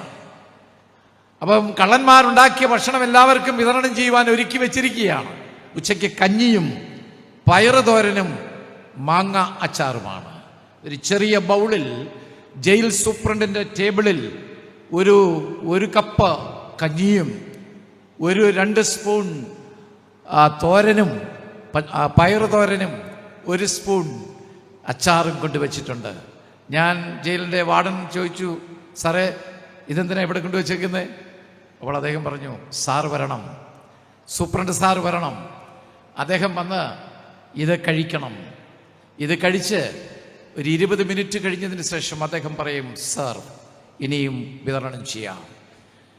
ഞാൻ ചോദിച്ചു, പാപ്പൻ വന്നപ്പോൾ ഞാൻ ചോദിച്ചു, അതെന്തിനാണ്? അപ്പോൾ അദ്ദേഹം പറഞ്ഞു, ജയിലിന്റെ നിയമം ഇതാണ്, ഒരു നിരപരാധി പോലും മരിച്ചു വീഴാൻ പാടില്ല. ഇവിടെ കഞ്ഞിയും പയറും അച്ചാറും ഉണ്ടാക്കുന്നത് നീതിമാന്മാരല്ല, കുറ്റവാളികളാണ്. അവരിതുണ്ടാക്കുമ്പോൾ അതിനുള്ളിൽ ഏതെങ്കിലും വിധത്തിലുള്ള വിഷാംശം കടന്നാൽ ആദ്യം മരിച്ചു വീഴേണ്ടവന്റെ പേരാണ് ജയിലിന്റെ അധികാരി. എന്നെ കേൾക്കുന്ന ദൈവജനമേ, ഞാനും നിങ്ങളും മരിച്ചു വീഴുന്നതിന് മുൻപേ എനിക്ക് വേണ്ടി മരണം സഹിച്ചവന്റെ പേരാണ് ജീസസ് ക്രൈസ്റ്റ്, യേശു, ഞാൻ മരിക്കുന്നതിന് മുൻപേ അവൻ മരണക്കസ രുചിച്ചത് അവൻ അത് രുചിച്ചതിന് ശേഷമാണ് പറഞ്ഞു, ഇനി നിങ്ങൾ ആരും മരിക്കുകയില്ല, കാരണം നീ മരിക്കേണ്ട ഇടത്ത് ഞാൻ മരിച്ചിരിക്കുന്നു എന്നതാണ്. അതുകൊണ്ടാണ് മരണം നീങ്ങി ജയം വന്നിരിക്കുന്നു. പൗലോസ് അപ്പോസ്തലൻ, ഹേ മരണമേ നിന്റെ ജയം എവിടെ? മരണത്തെ ജയിച്ചവനായ യേശു എനിക്ക് മുൻപേ ഉണ്ട്. അതുകൊണ്ട് എൻ്റെ ജീവിതത്തിന് മുൻപോട്ടുള്ള യാത്രയിൽ അവൻ എന്നെ നയിക്കുകയാണ്. മുൻപോട്ട് പോകുമ്പോൾ 35-ാമത്തെ വാക്യത്തിലേക്ക് നമ്മൾ എത്തുകയാണ്. ആ യാത്രയിൽ നിങ്ങൾ ശ്രദ്ധിച്ച് കേൾക്കേണ്ട ഒരു ക്രൂഷ്യൽ മൊമെന്റ് ആണ്. യേശു ക്രിസ്തു യെരുശലേമിലേക്ക് പ്രവേശിക്കാൻ തുടങ്ങുകയാണ്. അവൻ ഇപ്പോൾ പറഞ്ഞുകൊണ്ടുവന്ന വിഷയം യെരുശലേമിൽ അനുഭവിക്കാൻ പോകുന്ന വ്യഥയും കഷ്ടതയും ദുരിതങ്ങളും ദുഃഖങ്ങളും മരണത്തെക്കുറിച്ചുള്ള ആശങ്കയും ഭയവും ഒക്കെയാണ്. തീർച്ചയായും കൂടെ നടക്കുന്ന ശിഷ്യന്മാരുടെ മനസ്സിൽ എന്തുണ്ടാകണം? ഒരു വല്ലാത്ത ആശങ്ക ഉണ്ടാകണം. ഇവൻ്റെ കൂടെ നടക്കണോ, കയറണോ, പോകണോ? ഇത്തരത്തിലുള്ള ചിന്താക്കുഴപ്പങ്ങളൊക്കെ ഉണ്ടാകാം. എന്നാൽ അവരോടൊപ്പം പോകുമ്പോൾ 35-ാം വാക്യത്തിൽ കുറേ നാളുകളായി മനസ്സിൽ കൊണ്ടു നടന്ന ഒരാഗ്രഹമാണ്. നമ്മൾ ചിലരോടൊക്കെ പറയുമല്ലോ, ഒത്തിരി നാളായി വിചാരിക്കുന്ന ഒരു കാര്യം ചോദിക്കണമെന്ന്. നമ്മുടെയൊക്കെ മാതാപിതാക്കളുടെ അടുത്ത് ചിലപ്പോൾ ഭാര്യ ഭർത്താവിനോട് കുറേ നാളായിട്ട് നിങ്ങളോടൊരു കാര്യം ചോദിക്കണമെന്ന് വിചാരിച്ചിരുന്നതാണ്. ഇതുവരെ സമയം കിട്ടില്ല, 10-35 വർഷമായി ഇതുവരെ സമയം കിട്ടിയിട്ടില്ലെന്ന് പറയാറുണ്ട്. അത് ഇപ്പോൾ ചോദിക്കാൻ പോവുകയാണ്.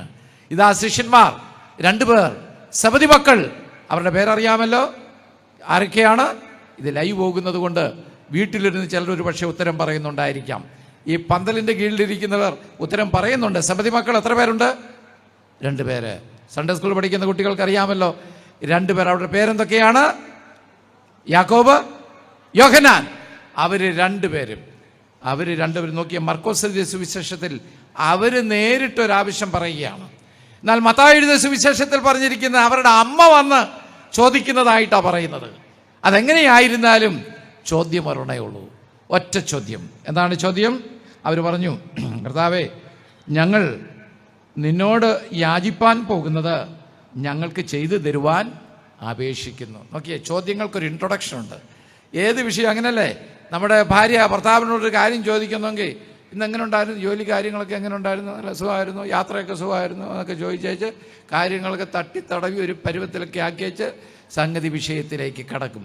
എന്നാൽ ഈ ഭർത്താക്കന്മാരെ മോശക്കാരാണോ? നമ്മൾ പതിവില്ലാത്ത ചില ചോദ്യവും പതിവില്ലാതെ ഒരു ചായയൊക്കെ കൊണ്ട് തരുമ്പോഴൊക്കെ തോന്നി ഇന്ന് ഏതാണ്ട് അടിയൊഴുക്കുണ്ട്, ഏതാണ്ട് ചോദിക്കാനുള്ള പരുവത്തിനാണ് നിപ്പ്, ആ എതിർപ്പോ നടപ്പോ കാണുമ്പോഴേ അറിയാം ഈ വിഷയങ്ങളിലേക്ക് വരികയാണ്. നമ്മുടെ പഴയ അപ്പച്ചന്മാരും അമ്മച്ചിമാരൊക്കെ കേട്ടോ എന്നൊക്കെ പറഞ്ഞു വന്ന് നിൽക്കുമ്പോഴേ അറിയാം സംഗതി ഏതാണ്ട് വിഷയം അവതരിപ്പിക്കാനുള്ളതാണ്. അപ്പോൾ ഇവിടെ ഇവരൊരു ഇൻട്രൊഡക്ഷൻ കൊടുക്കുകയാണ്, അവരുടെ ആവശ്യത്തിനൊരു ഇൻട്രൊഡക്ഷൻ കൊടുക്കുകയാണ്. നമ്മൾ പ്രാർത്ഥിക്കുമ്പോൾ പോലും യേശു കർത്താവിന് വേണ്ടി ഒരു ഇൻട്രൊഡക്ഷൻ കൊടുക്കാറുണ്ട്. വേദപുസ്തകത്തിൽ 3-4 വാക്യമൊക്കെ അടിച്ചാണ് നമ്മൾ കർത്താവെ ഇങ്ങനെ പറഞ്ഞിട്ടില്ലേ വേദപുസ്തകത്തിൽ 42-ാം സങ്കീർത്തനത്തിൽ ഇങ്ങനെ യേശു ദൈവത്തിന് അറിയാൻ പാടില്ലേ ഈ വാക്യമൊക്കെ എന്ന് ഞാൻ ചിന്തിക്കാറുണ്ട്. പിന്നെ കർത്താവിനെ വാക്യം പഠിപ്പിക്കും നമ്മൾ, അല്ലേ? ഏതായിരുന്നാലും ഒരു ഇൻട്രൊഡക്ഷൻ പറയാതെ എങ്ങനെയാണ് പ്രാർത്ഥിക്കുന്നത്? ഒരു ഇൻട്രൊഡക്ഷൻ പറയാതെ എങ്ങനെയാണ് ഒരു പാട്ട് പാടുന്നത്? ഒരു ഇൻട്രൊഡക്ഷൻ പറയാതെ എങ്ങനെയാണ് ഒരു പ്രസംഗിക്കുന്നത്? ഒരു ഇൻട്രൊഡക്ഷൻ പറയാതെ എങ്ങനെയാണ് പരിചയപ്പെടാതെ എങ്ങനെയാണ് പോകുന്നത്? ഏതായിരുന്നാലും ഇവിടെ പറഞ്ഞു ഒന്ന്, ഞങ്ങൾക്കത് ചെയ്തു തരാൻ മനസ്സാകണം. യേശു അവരോട് ചോദിച്ച ചോദ്യമാണ്. ഇതുവരെ അവർ ഇങ്ങോട്ട് ചോദിച്ച ചോദ്യങ്ങളാണ്. യേശു മറു ചോദ്യം ചോദിക്കുകയാണ്. അവരവരോട് ഞാൻ നിങ്ങൾക്ക് എന്ത് ചെയ്തു തരുവാൻ നിങ്ങൾ ആഗ്രഹിക്കുന്നു? ചോദ്യം നമ്പർ 1 വളരെ ലളിതമാണ്. വിഷയത്തിലോട്ട് വന്നാട്ടെ പ്രിയ സഹോദരങ്ങളെ. What shall I do for you? ഞാൻ എന്താണ് നിങ്ങൾക്ക് ചെയ്തു തരണത്? നിങ്ങളുടെ ആഗ്രഹം എന്താണ്? നല്ല ഒന്നാന്തര സമയം ഇപ്പം അവതരിപ്പിച്ചാൽ ബെസ്റ്റ് ടൈമാണ്. 2 പേരും പറഞ്ഞു, എന്താണ്? നിന്റെ മഹത്വത്തിൽ ഞങ്ങളിൽ ഒരുത്തൻ നിന്റെ വലത്തും മറ്റവന് ഇടത്തും ഇരിക്കണം. ആരാ വലത്തിരിക്കേണ്ടതെന്ന് പറഞ്ഞില്ല, ആരാ ഇടത്തിരിക്കേണ്ടതെന്നും പറഞ്ഞില്ല. ഏതായാലും 2 പോസ്റ്റ് നമുക്കറിയാം. കേരളത്തിൻ്റെ മുഖ്യമന്ത്രിയുടെ വലതുവശത്തിരിക്കുന്ന ഏത് മന്ത്രിയാണ് നിങ്ങൾ ശ്രദ്ധിച്ചിട്ടുണ്ടോ? ഇല്ലെങ്കിൽ ഇനി ഒന്ന് ശ്രദ്ധിച്ചോണം. ഇടതുവശത്തിരിക്കുന്ന മന്ത്രി ആരാണ് നോക്കണം. ഇന്ത്യൻ പ്രധാനമന്ത്രിയുടെ വലതുവശത്തിരിക്കുന്ന ഏത് മന്ത്രിയാണ്? ഇടതുവശത്തിരിക്കുന്ന ഏത് മന്ത്രിയാണ്? ശ്രദ്ധിച്ചോണം. ചുമ്മാ ഇത് കണ്ടുകൊണ്ടിരുന്നാൽ പോരാ, നമ്മളിതൊക്കെ ഒന്ന് ശ്രദ്ധിക്കണം. നമ്മുടെ തിരുമേനിമാരൊക്കെ ഇരിക്കുമ്പോൾ അവിടെ ഇടത്തും വലത്തും വന്നിരിക്കുന്ന ആരാ? അതുകൊണ്ട് ചില സമയത്തൊക്കെ വന്നിരിക്കുമ്പം തിരുമേനിമാർക്ക് തന്നെ തോന്നും കർത്താവ് ക്രൂശി കിടക്കുന്ന ഒരു ഇഫക്റ്റിലാണ് ഞാനിപ്പോൾ ഇരിക്കുന്നത് തോന്നിപ്പോവും എന്ന് പറഞ്ഞാൽ അങ്ങനെയുള്ള അർത്ഥത്തിൽ. അതുപോലെയല്ല ഇത് പറഞ്ഞിരിക്കുന്നത്. അതുകൊണ്ട് ഇടത്തും വലത്തും 2 പേർ സീറ്റ് ബുക്ക് ചെയ്യുകയാണ്. വളരെ അഡ്വാൻസ്ഡ് ആയിട്ട് സീറ്റ് ബുക്ക് ചെയ്യുകയാണ്. ആകെ 2 വശമേ ഉള്ളൂ, ഇടത്തുകൊണ്ട് വലത്തുകൊണ്ട്. നമ്മുടെ നാട്ടിൽ 2 പാർട്ടിയേ ഉള്ളൂ. ഒന്ന് ഇടതുപക്ഷവും മറ്റൊന്ന് വലതുപക്ഷമുള്ളൂ. മേൽവശം എന്ന് പറഞ്ഞൊരു സാധനമില്ല, കീഴ്വശം എന്ന് പറഞ്ഞൊരു സാധനമില്ല, പിറകുവശം എന്ന് പറഞ്ഞൊന്നില്ല, മുൻവശം എന്നുള്ള 2 വശമേ ഉള്ളൂ നമ്മുടെ രാഷ്ട്രീയ പാർട്ടികൾക്ക് പോലും. ക്രിസ്ത്യാനിക്കാന്ന് ഇല്ലാത്ത പക്ഷമില്ല. ഇവിടെ 10,900 പക്ഷങ്ങളുണ്ട്. തൊട്ടതും പിടിച്ചതും എല്ലാം പക്ഷങ്ങളാണ്. ചാക്കോയുടെ ഉണ്ട്, മത്തായിയുടെ ഉണ്ട്, തോമാച്ചൻ്റെ ഉണ്ട്, ഇങ്ങനെ ഇഷ്ടം പോലുണ്ട്, വകുപ്പനുസരിച്ചുണ്ട്. പക്ഷേ രാഷ്ട്രീയത്തിൽ പോലും 2 വശമല്ല. എത്ര വിഭാഗങ്ങളായിരുന്നാലും 2 ഉള്ളൂ. വേദപുസ്തകത്തിൽ അങ്ങനെയാണ് പറഞ്ഞിരിക്കുന്നത്, 2 വശത്ത്. അത് 2ഉം ബുക്ക് ചെയ്ത് കഴിഞ്ഞ് ഞാൻ പറയും, വലതുവശത്തിരിക്കുന്നത് ആഭ്യന്തരവും ഇടതുവശത്തിരിക്കുന്നത് ധനകാര്യവും. ശരിയാണോ? അച്ഛൻ പറഞ്ഞു ശരിയാണ്. അതുകൊണ്ട് ഇത് 2 പോസ്റ്റാണ്, വളരെ പ്രധാനപ്പെട്ടതാണ്. മുഖ്യമന്ത്രിക്ക് എപ്പോഴും സംസാരിക്കാൻ വലത്തോട്ട് നോക്കിയാൽ ആഭ്യന്തരം, ഇടത്തോട്ട് നോക്കിയാൽ ധനകാര്യം. നമ്മുടെ കേരളത്തിൻ്റെ, നിങ്ങൾ ഇനി ശ്രദ്ധിച്ചോണം, ഞാൻ പറഞ്ഞു ശരിയാണ്. എന്നാൽ ഇപ്പോഴത്തെ നമ്മുടെ മുഖ്യമന്ത്രിയുടെ കയ്യിലാണ് ആഭ്യന്തരവും ഇരിക്കുന്നത്. അതുകൊണ്ട് വലതിരിക്കുന്ന വേറൊരു മന്ത്രിക്ക് ഒരു അവസരം കൊടുക്കുകയാണ്. അതുകൊണ്ട് ഞാൻ പറഞ്ഞതിൻ്റെ അർത്ഥം ഇതാണ്, ഇവിടെ ആ വശം 2 വശവും ബുക്ക് ചെയ്യുകയാണെന്ന് പറഞ്ഞാൽ കർത്താവിൻ്റെ അപ്പുറം ഇപ്പുറവും ഇരിക്കാൻ വേറൊരുത്തന് അവസരം കൊടുക്കുകയില്ല. നമ്മൾ ഓർക്കണം, ശിഷ്യന്മാരുടെ അജ്ഞതയുടെ അഗാധമായ ഒരു വെളിപ്പെടുത്തലാണ് ഈ ആവശ്യം. യാക്കോബ് യോഹന്നാൻ ഉന്നയിച്ച ആവശ്യത്തിന് 3 ഉത്തരങ്ങൾ കർത്താവ് നൽകുന്നുണ്ട്. അത് കൃത്യമായിട്ട് താഴോട്ട് അനലൈസ് ചെയ്താണ്. 1, സ്വർഗരാജ്യത്തിലെ ഒരു സ്ഥലത്തിന് അതിൻ്റെ വില എന്താണ്? കർത്താവ് പറഞ്ഞു, ഞാൻ കുടിക്കുന്ന പാനപാത്രം കുടിപ്പാൻ നിങ്ങൾക്ക് കഴിയുകയില്ല, ഞാൻ ഏൽക്കുന്ന സ്നാനമേൽപ്പാൻ നിങ്ങൾക്ക് കഴിയുകയില്ല. ഉടനെ അവരാലോചിച്ചില്ല, ഈ 2 പോസ്റ്റും കിട്ടുകയാണെങ്കിൽ ഏത് സ്നാനവും ഏത് വെള്ളത്തിലും ഞങ്ങൾ ഇറങ്ങിക്കോളാം, ഒരു കുഴപ്പമില്ല, പോസ്റ്റ് ഉറപ്പാക്കിയാൽ മതി.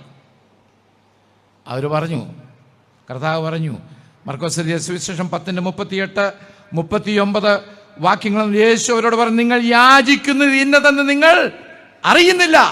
നമ്മൾ ആവശ്യപ്പെടുന്നത് എന്താണെന്ന് നമ്മൾ അറിയണം. ഞാൻ എൻ്റെ കർത്താവിനോട് ചോദിക്കുന്നത് എന്താണെന്ന് എനിക്ക് ആദ്യം ബോധ്യം വരണം. ആവശ്യമില്ലാതെ അപകടം പിടിച്ചതൊന്നും കയറി കർത്താവിനോട് ചോദിക്കരുത്. നവടി ചിലപ്പോൾ ഒരു ആവേശത്തിന് കയറി അങ്ങോട്ട് പറയും, ഒരു യോഗത്തിൻ്റെ അവസാനം പറയും, കർത്താവേ ഞാൻ ഇന്നു മുതൽ എൻ്റെ ഹൃദയം കർത്താവിന് കൊടുത്തിരിക്കുന്നു. അതിനുശേഷം ഹൃദയമില്ലാത്ത പ്രവൃത്തി ചെയ്തുകൊണ്ട് നടക്കുക. അങ്ങനെ ആരും ഹൃദയം കർത്താവിന് കൊടുക്കണ്ട. നമ്മളുടെ ഹൃദയത്തെ അവിടെ തന്നെ ഇരുന്നാൽ മതി. വെളിപാട് പുസ്തകത്തിൽ പറയുകയാണ്, ഞാൻ നിന്റെ ഹൃദയത്തിൻ്റെ വാതിക്കൽ നിന്ന് മുട്ടുന്നു, ആരെങ്കിലും എൻ്റെ ശബ്ദം കേട്ട് വാതിൽ തുറന്നാൽ ഞാൻ അവനോടും അവൻ എന്നോടും കൂടെ അത്താഴം കഴിക്കും.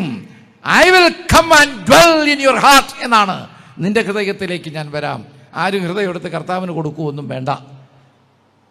ഒരിക്കലൊരു രാത്രി യോഗം, വലിയൊരു കൺവെൻഷനൊക്കെ കഴിഞ്ഞ് ഒരുത്തിന് ഇതുപോലെ ഹൃദയം കർത്താവിന് കൊടുത്തേച്ച് വീട്ടിലോട്ട് പോവുക, നടന്നു പോകുക.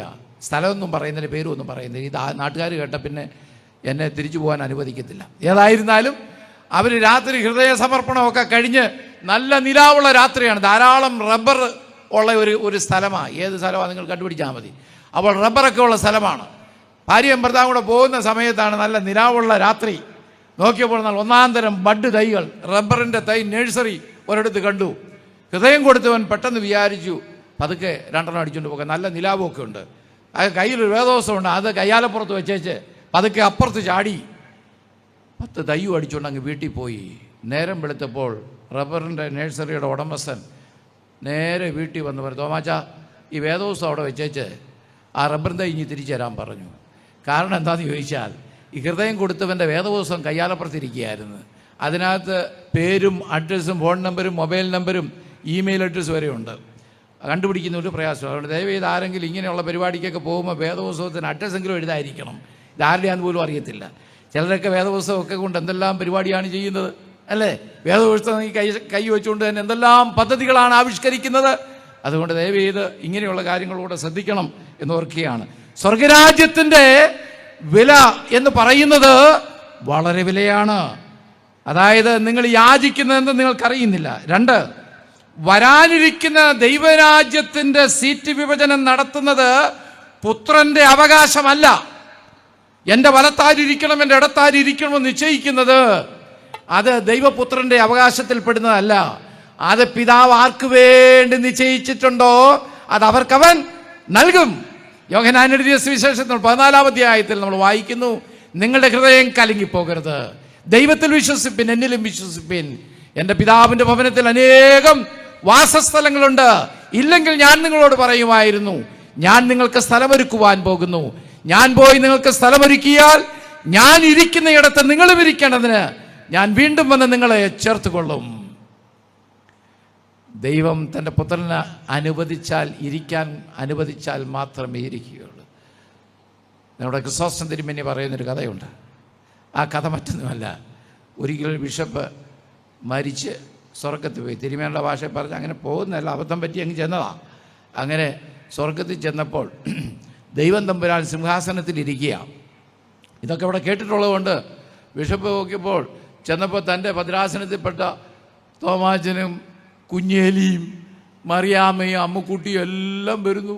ഓരോരുത്തർ വരുമ്പോൾ ദൈവം തമ്പുരാൻ സിംഹാസനത്തിൽ നിന്ന് എഴുന്നേറ്റ് വന്നാട്ടെ അമ്മുക്കുട്ടി, വന്നാട്ടെ കുഞ്ഞുമോള്, ചിന്നമ്മ ഇരിക്കുന്നൊക്കെ പറഞ്ഞ് എല്ലാവരെയും സ്വീകരിച്ച് ആനയിക്കുകയാണ് ഓരോരുത്തരെയും.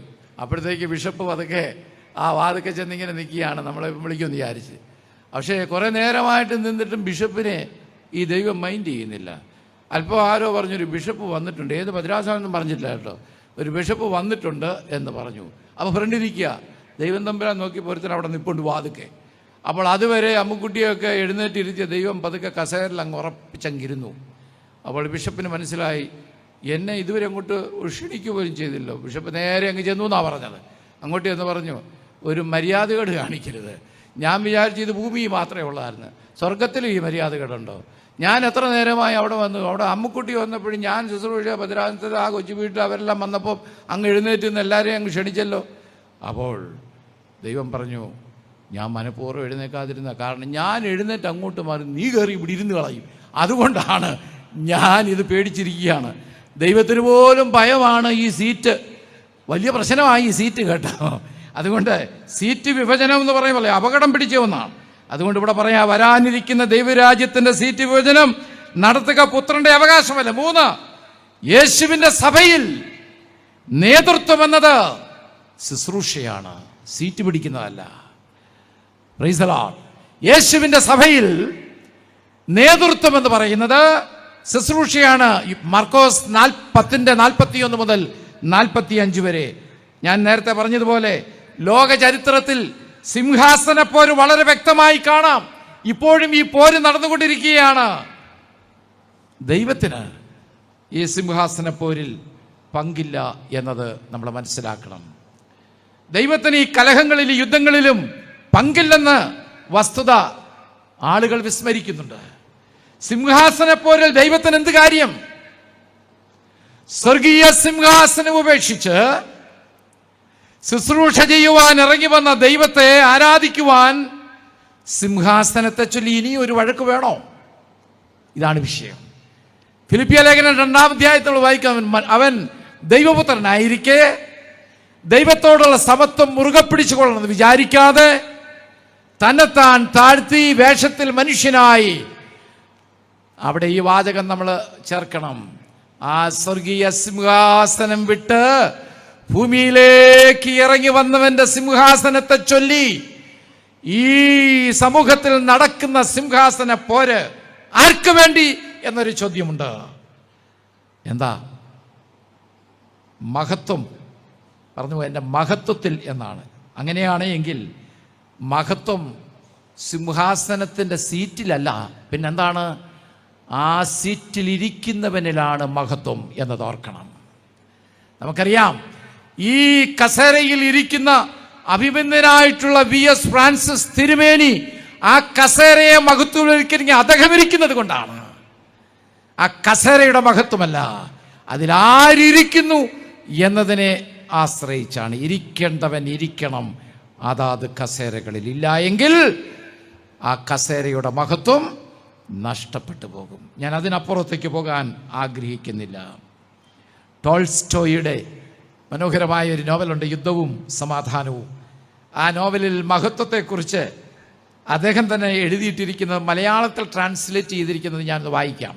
ഇങ്ങനെയാണ്: ചെറ്റകൾക്ക് മഹത്വം എന്തെന്നറിയില്ല, എന്തെന്നാൽ അവർക്ക് മഹത്വത്തെക്കുറിച്ച് ചെറ്റയായ ധാരണയാണ് ഉള്ളത് എന്നാണ്. ആ ഭാഷയാണ് മലയാളത്തിൽ ഉപയോഗിച്ചിരിക്കുന്നത്.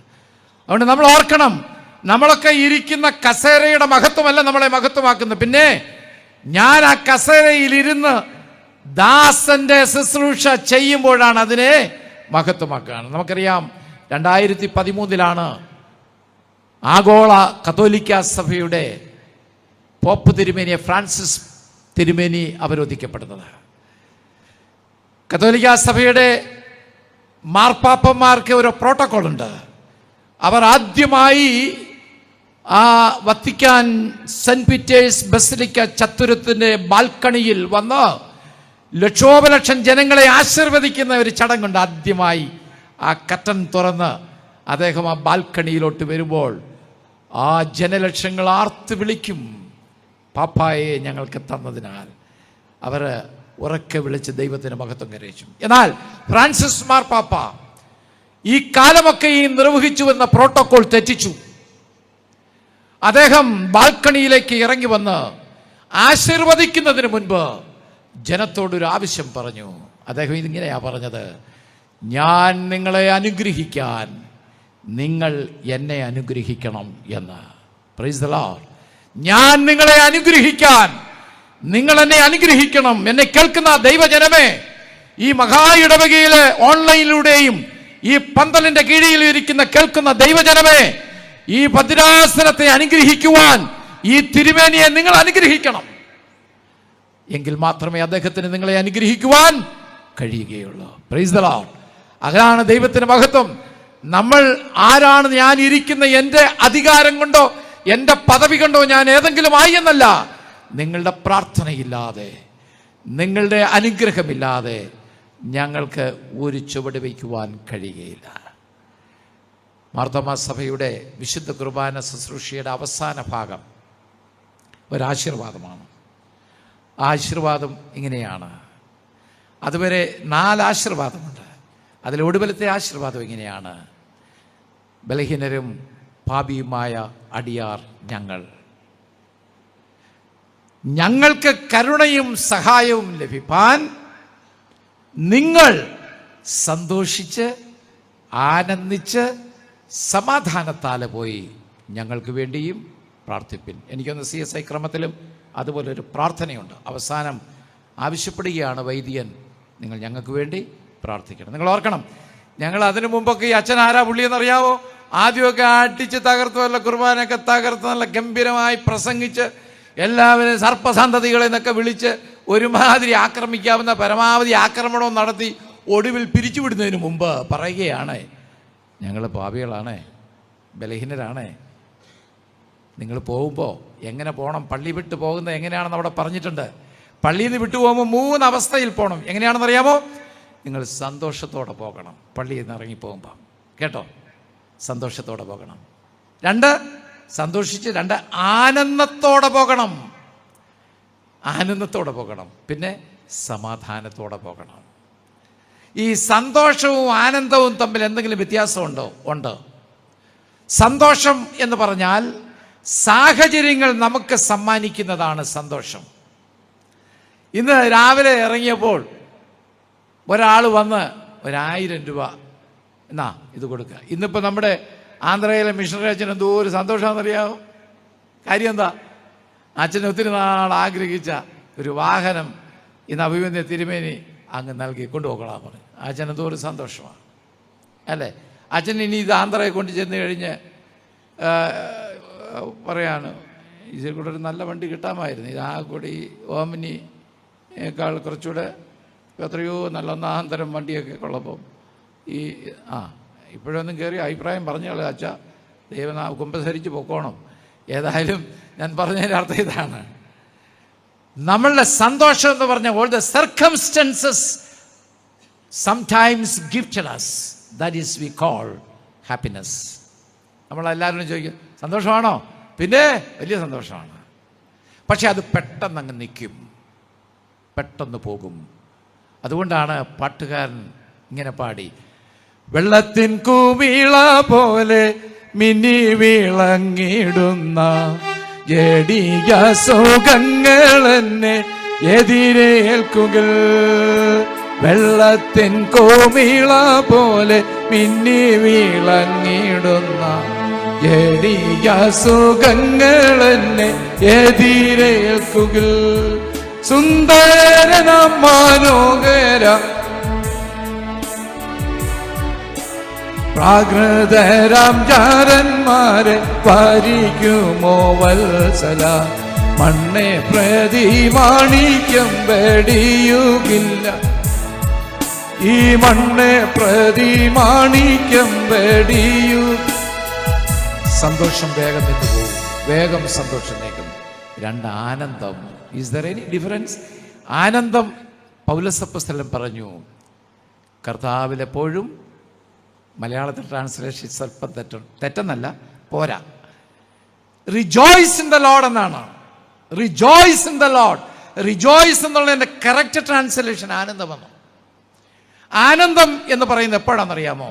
സ്വന്തം ജീവിത പങ്കാളി മരിച്ച് മരവിച്ച് തൻ്റെ മുമ്പിൽ കിടക്കുമ്പോൾ പാടുന്ന പാട്ടാണ്. ആനന്ദമുണ്ടെനിക്കാനന്ദമുണ്ടെനിക്കേശു മഹാരാജസന്നിധിയിൽ. ജീവിതത്തിന്റെ എല്ലാമായിരുന്ന പ്രിയപ്പെട്ടവൻ, പ്രിയപ്പെട്ടവൾ, മകൻ, മകൾ മരിച്ച് തൻ്റെ കണ്ണു മുമ്പിൽ കിടക്കുമ്പോൾ എനിക്ക് സന്തോഷമുണ്ടെന്നല്ല പറയുന്നത്, എനിക്ക് ആനന്ദമുണ്ട്. കാരണം എൻ്റെ ആനന്ദം ലിങ്ക് ചെയ്തിരിക്കുന്നത് എൻ്റെ യേശുവിലാണ്. ആ യേശുവിലാണ് എൻ്റെ സന്തോഷം. അതുകൊണ്ട് ഇവൻ മരിച്ചാലും എനിക്കവനെ കാണാം എന്നുള്ള പ്രത്യാശയോട് കൂടെയാണ് ഞാൻ എൻ്റെ വാക്കുകൾ ഉപസംഹരിക്കുകയാണ്. രണ്ടാമത്തെ ചോദ്യം.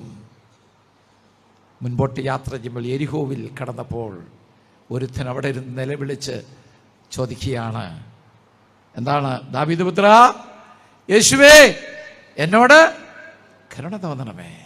Have mercy upon us, O Lord. കുറിയാലായിസോൻ. ഇതാണ് ചോദ്യം, പ്രാർത്ഥനയാണ്, ചോദ്യമാണ്. കരുണ തോന്നണം. Have compassion, mercy on us.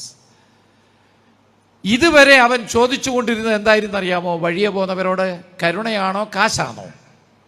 കാശ. എന്നാൽ അവൻ കാശ്, യേശുവിനോട് കാശ് ചോദിക്കാതെ കരുണ തോന്നിക്കാൻ കാരണമെന്താണ്? അവൻ്റെ മുന്നിലൂടെ കടന്നു പോകുന്നവൻ കാശിൻ്റെ ആശാനല്ലെന്നും അവൻ്റെ മുന്നിലൂടെ കടന്നു പോകുന്നവൻ കരുണയുടെ ആളാണെന്നും അവന് ബോധ്യപ്പെട്ടു. അതിന് കാരണം അവൻ്റെ പുറംകണ്ണ് കാണാൻ പറ്റിയില്ലെങ്കിലും അകത്ത് കണ്ടുകൊണ്ടൊരു 5 കൂട്ടം കാര്യങ്ങൾ അവൻ സാധിച്ചെടുത്തു. അതിലൊന്ന് ഇംഗ്ലീഷിലാണ് ഞാൻ പറയാൻ പോകുന്നത്. The insight of time. ഇപ്പൊ കരുണ ചോദിച്ചില്ലല്ലോ, അത് കിട്ടില്ല. അതിന് ഈ സമയത്തെ വീണ്ടെടുക്കുക. കൊലോസ്യ ലേഖനത്തിൽ പറയുന്നു, ഈ സമയം ഈ കാലം ദുഷ്കാലമാകയാൽ എന്തോ ചെയ്യണമെന്നാ പറഞ്ഞിരിക്കുന്നേ? ദ ടൈം നമ്മൾ മനസ്സിലാക്കണം. നാട്ടിൽ പറയും ഇരുമ്പ് പഴുക്കുമ്പോൾ തന്നെ അടിക്കണം. നമ്മൾക്കൊരോ സമയം ദൈവം അനുവദിച്ചിട്ടുണ്ട്. സദാനന്ദന്റെ സമയമല്ല, പിന്നെ കർത്താവ് നൽകിയിരിക്കുന്ന ടൈമാണ്. ക്രോണോസ് എന്നും കൈറോസ് എന്നും 2 ഗ്രീക്ക് പദങ്ങളുണ്ട്. ഞാൻ അതൊന്നും വിശദീകരിക്കാൻ നേരമില്ല. അതുകൊണ്ട് first he redeemed the insight of time. അതെന്താണ്? ക്രോണോളജിക്കൽ ടൈമിനെ അവൻ കൈറോസ് ടൈമായിട്ട് മാറ്റി എന്നാണ്. ഇപ്പോ ഇനി മാറ്റിവെക്കാനില്ല. ഇപ്പോൾ തന്നെ ഈ സമയത്ത് ഞാൻ ചോദിക്കേണ്ടവനോട് ചോദിക്കേണ്ടത് ചോദിച്ചില്ലെങ്കിൽ ഞാൻ ഇതുവരെ ചോദിച്ചിരുന്നതിൽ തന്നെ നിലനിന്ന് പോകും. നമ്മൾ ഒത്താ കിട്ടി എന്നുള്ള വിധത്തിലാണ് ചോദിക്കുന്നത്. വിശദീകരിക്കുന്നില്ല. 2, an insight of prayer. His prayer was a faith proclamation. അവനൊരു പ്രാർത്ഥനയാ. ഏത് പറഞ്ഞത്? ദാവീദ് പുത്ര യേശുവേ എന്നോട്. അതൊരു പ്രാർത്ഥനയാ, കരുണ തോന്നണമേ എന്നുള്ള പ്രാർത്ഥന. 3, the insight of mobilizing the given resources. നൽകപ്പെട്ടതായിട്ടുള്ള സാധ്യതകളെ അവൻ പെട്ടെന്ന് ഉപയോഗപ്പെടുത്തി. ചിലരങ്ങനെയാണ്, പെട്ടെന്നാണ് സാഹചര്യങ്ങൾ ഉപയോഗപ്പെടുത്തുന്നത്. ഇതൊരു നല്ല സമയം. അതുകൊണ്ടാണ് ഇത് സുപ്രസാദ കാലം, ഇത് രക്ഷാ ദിവസം. ഇപ്പോൾ എല്ലായിടത്തും എല്ലാവരും മാനസാന്തരപ്പെടണമെന്ന് ഞാൻ നിങ്ങളോട് കൽപ്പിക്കുന്നു എന്ന് അപ്പോസ്തലൻ വിളിച്ചു പറഞ്ഞത്. എന്തിനാണ് ഈ കൺവെൻഷൻ? ഈ രക്ഷയുടെ സന്തോഷം, ഈ ടൈം നിങ്ങൾക്ക് തരികയാണ്. If you redeem the time, ഈ സമയം നിങ്ങൾ വീണ്ടെടുത്താൽ നിങ്ങളുടെ രക്ഷ നിങ്ങൾക്ക് സാധ്യമായി തീരും എന്നതാണ്. Don't postpone. സാഹചര്യം, സമയം മാറ്റിവെക്കരുത്. 4, insight of leaping in faith. വിശ്വാസത്തിന്റെ ഒരു എടുത്തു ചാട്ടം, എന്തെങ്കിലും വരട്ടെ എന്നുള്ളതാണ്. എടുത്തു ചാടുകയാണ്, വിശദീകരിക്കുന്നില്ല. 5, ദ ഇൻസൈറ്റ് ഓഫ് ഫോളോയിങ്. യേശു അവനോട് ചോദിച്ച ഒരു ചോദ്യം എന്താ പറയുക? ഞാൻ നിനക്ക് എന്ത് ചെയ്തു തരണമെന്ന് പറഞ്ഞപ്പോൾ എനിക്ക് നിന്റെ വലതുവശത്തോ ഇടതുവശത്തോ ഇരിക്കാനുള്ളത്, പിന്നെ എനിക്ക് കാഴ്ച തരണം. നമ്മുടെ ആവശ്യം അവിടെയാണ്. നമ്മൾ കർത്താവിനോട് പറയുകയാണ്, ദിസ് ഈസ് മൈ നീഡ്. എനിക്ക് കാഴ്ചയില്ല, അതെനിക്ക് തരണം. അത് ഇപ്പൊ ചോദിച്ചില്ലെങ്കിൽ അവൻ തരില്ല എന്നില്ല, അതെനിക്ക് സാധ്യമാകണം. യേശു അവനോട് പറഞ്ഞു, എന്താണ് പറഞ്ഞത്? നിന്റെ വിശ്വാസം നിന്നെ രക്ഷിച്ചിരിക്കുന്നു. അല്ലാതെ ഇതെൻ്റെ പിതാവിൻ്റെ ഹിതമാണെന്ന് പറഞ്ഞ് നാളത്തേക്ക് മാറ്റിവെച്ചില്ല. എന്നാൽ സീറ്റ് വിഭജനം, എൻ്റെ വലത്തും ഇടത്തും ഇരിക്കുന്നത് എൻ്റെ പിതാവിൻ്റെ ഇഷ്ടമാണ്, അതെൻ്റെ ഇഷ്ടമല്ല, ഞാനല്ല ഇരുത്തുന്നത്. എന്നാൽ എൻ്റെ പിതാവ് എനിക്ക് നൽകിയിരിക്കുന്ന കരുണ എന്ന് പറയുന്ന ആ ജീവിതത്തിൻ്റെ ലക്ഷ്യത്തിലേക്ക് നിങ്ങളെ വീണ്ടെടുക്കുവാനാണ് ഞാൻ വന്നിരിക്കുന്നത്. ഇന്ന് ജനത്തിന് വേണ്ടത് പണമാണോ, കാശാണോ, കരുണയാണോ? തിരിച്ചറിയണം. കാശ് വേണ്ടവൻ ഇങ്ങനെ ചോദിച്ചു കൊണ്ടിരിക്കും. കരുണ വേണ്ടവൻ ഒരൊറ്റ പ്രാർത്ഥനയിൽ അവന് കരുണ ലഭിക്കും. അതാണ് പർവ്വത പ്രസംഗത്തിൽ യേശു പറഞ്ഞത്. ആരാണ് അന്ധൻ?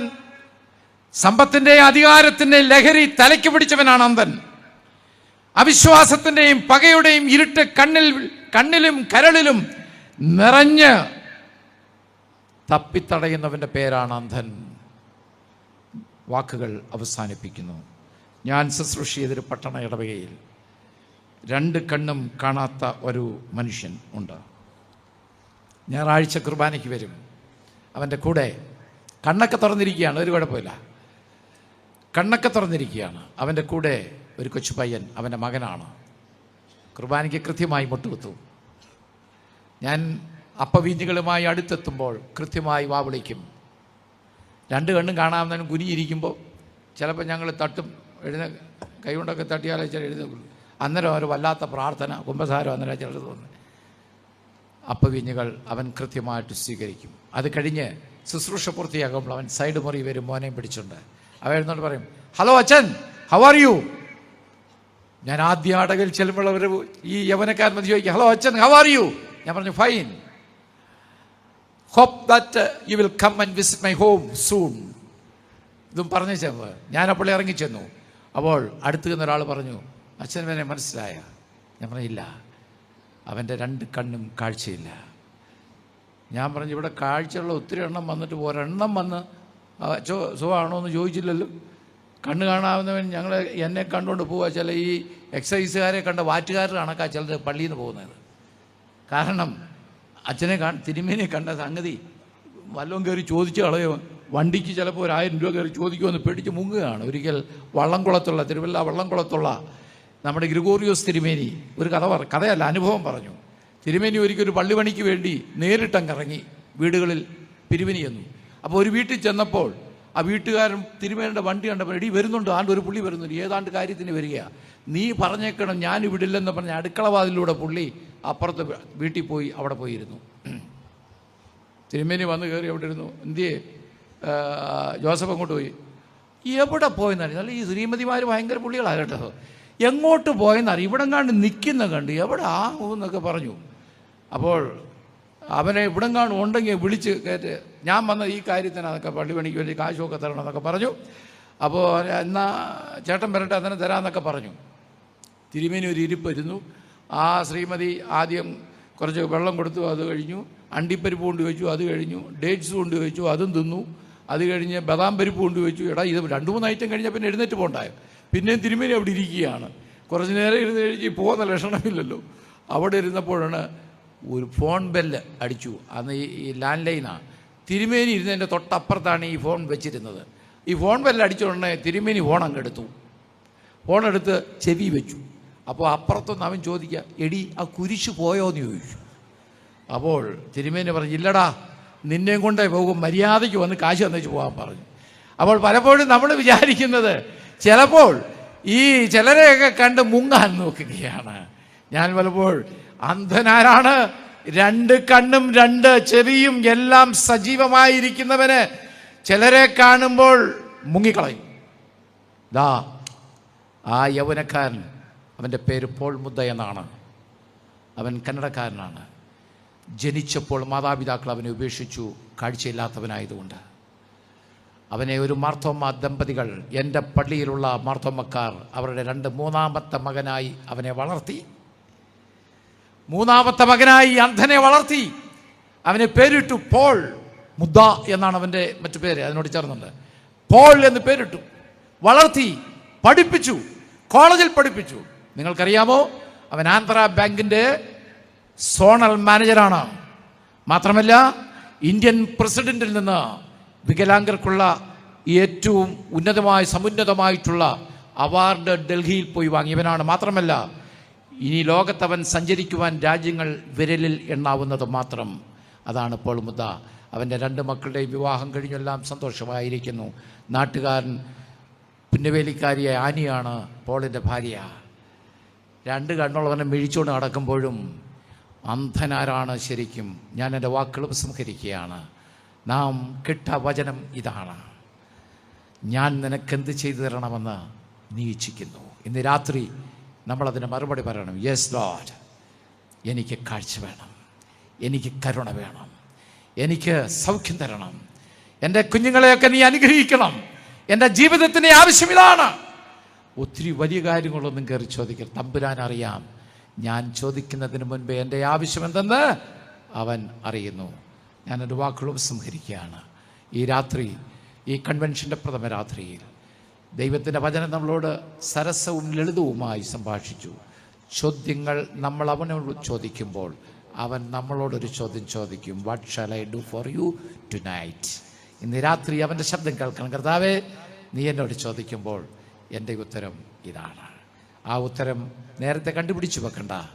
ആ ഉത്തരം പറയുവാൻ അപ്പോൾ ദൈവത്തിൻ്റെ ആത്മാവ് നമ്മളെ സഹായിക്കും. ആ ആത്മാവിൽ ഈ ഒരു വർഷം മുഴുവൻ, മാത്രമല്ല ആയുസിൻ്റെ അന്ത്യം വരെയും ജീവിപ്പാൻ ദൈവം ഇടയാക്കട്ടെ എന്ന് പ്രാർത്ഥിക്കുന്നു. ഈ ശുശ്രൂഷയിലേക്ക് എന്നെ ശക്തിപ്പെടുത്തിയ ദൈവത്തിൻ്റെ പരിശുദ്ധാത്മാവിന് നന്ദി. എന്നെ ക്ഷണിച്ച അഭിവന്ദനായ തിരുമേനിയോടും ഇതിൻ്റെ ചുമതലക്കാരോടുള്ള സന്തോഷം അറിയിക്കുന്നു. വരും ദിനങ്ങൾ അനുഗ്രഹീതമായിട്ടുള്ള വചനത്തിൻ്റെ മാരി ഈ പന്തലിൽ പെയ്തിറങ്ങുവാൻ ഇടയാകട്ടെ എന്ന് ആശംസിച്ചുകൊണ്ട് ഞാൻ എൻ്റെ വാക്കുകൾ ഉപസംഹരിക്കുന്നു. ദൈവം നമ്മെ എല്ലാവരെയും ആശീർവദിക്കട്ടെ.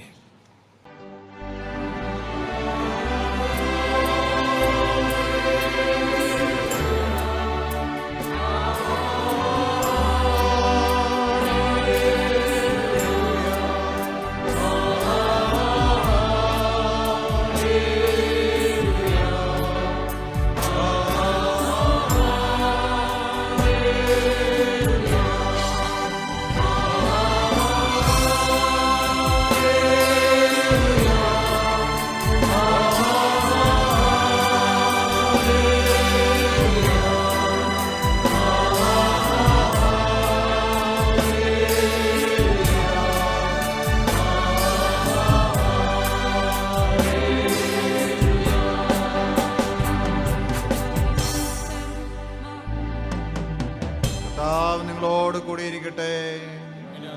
നമുക്ക് സമാധാനത്തോടെ പോകാം. കർത്താവിന് നാമത്തിൽ തന്നെ.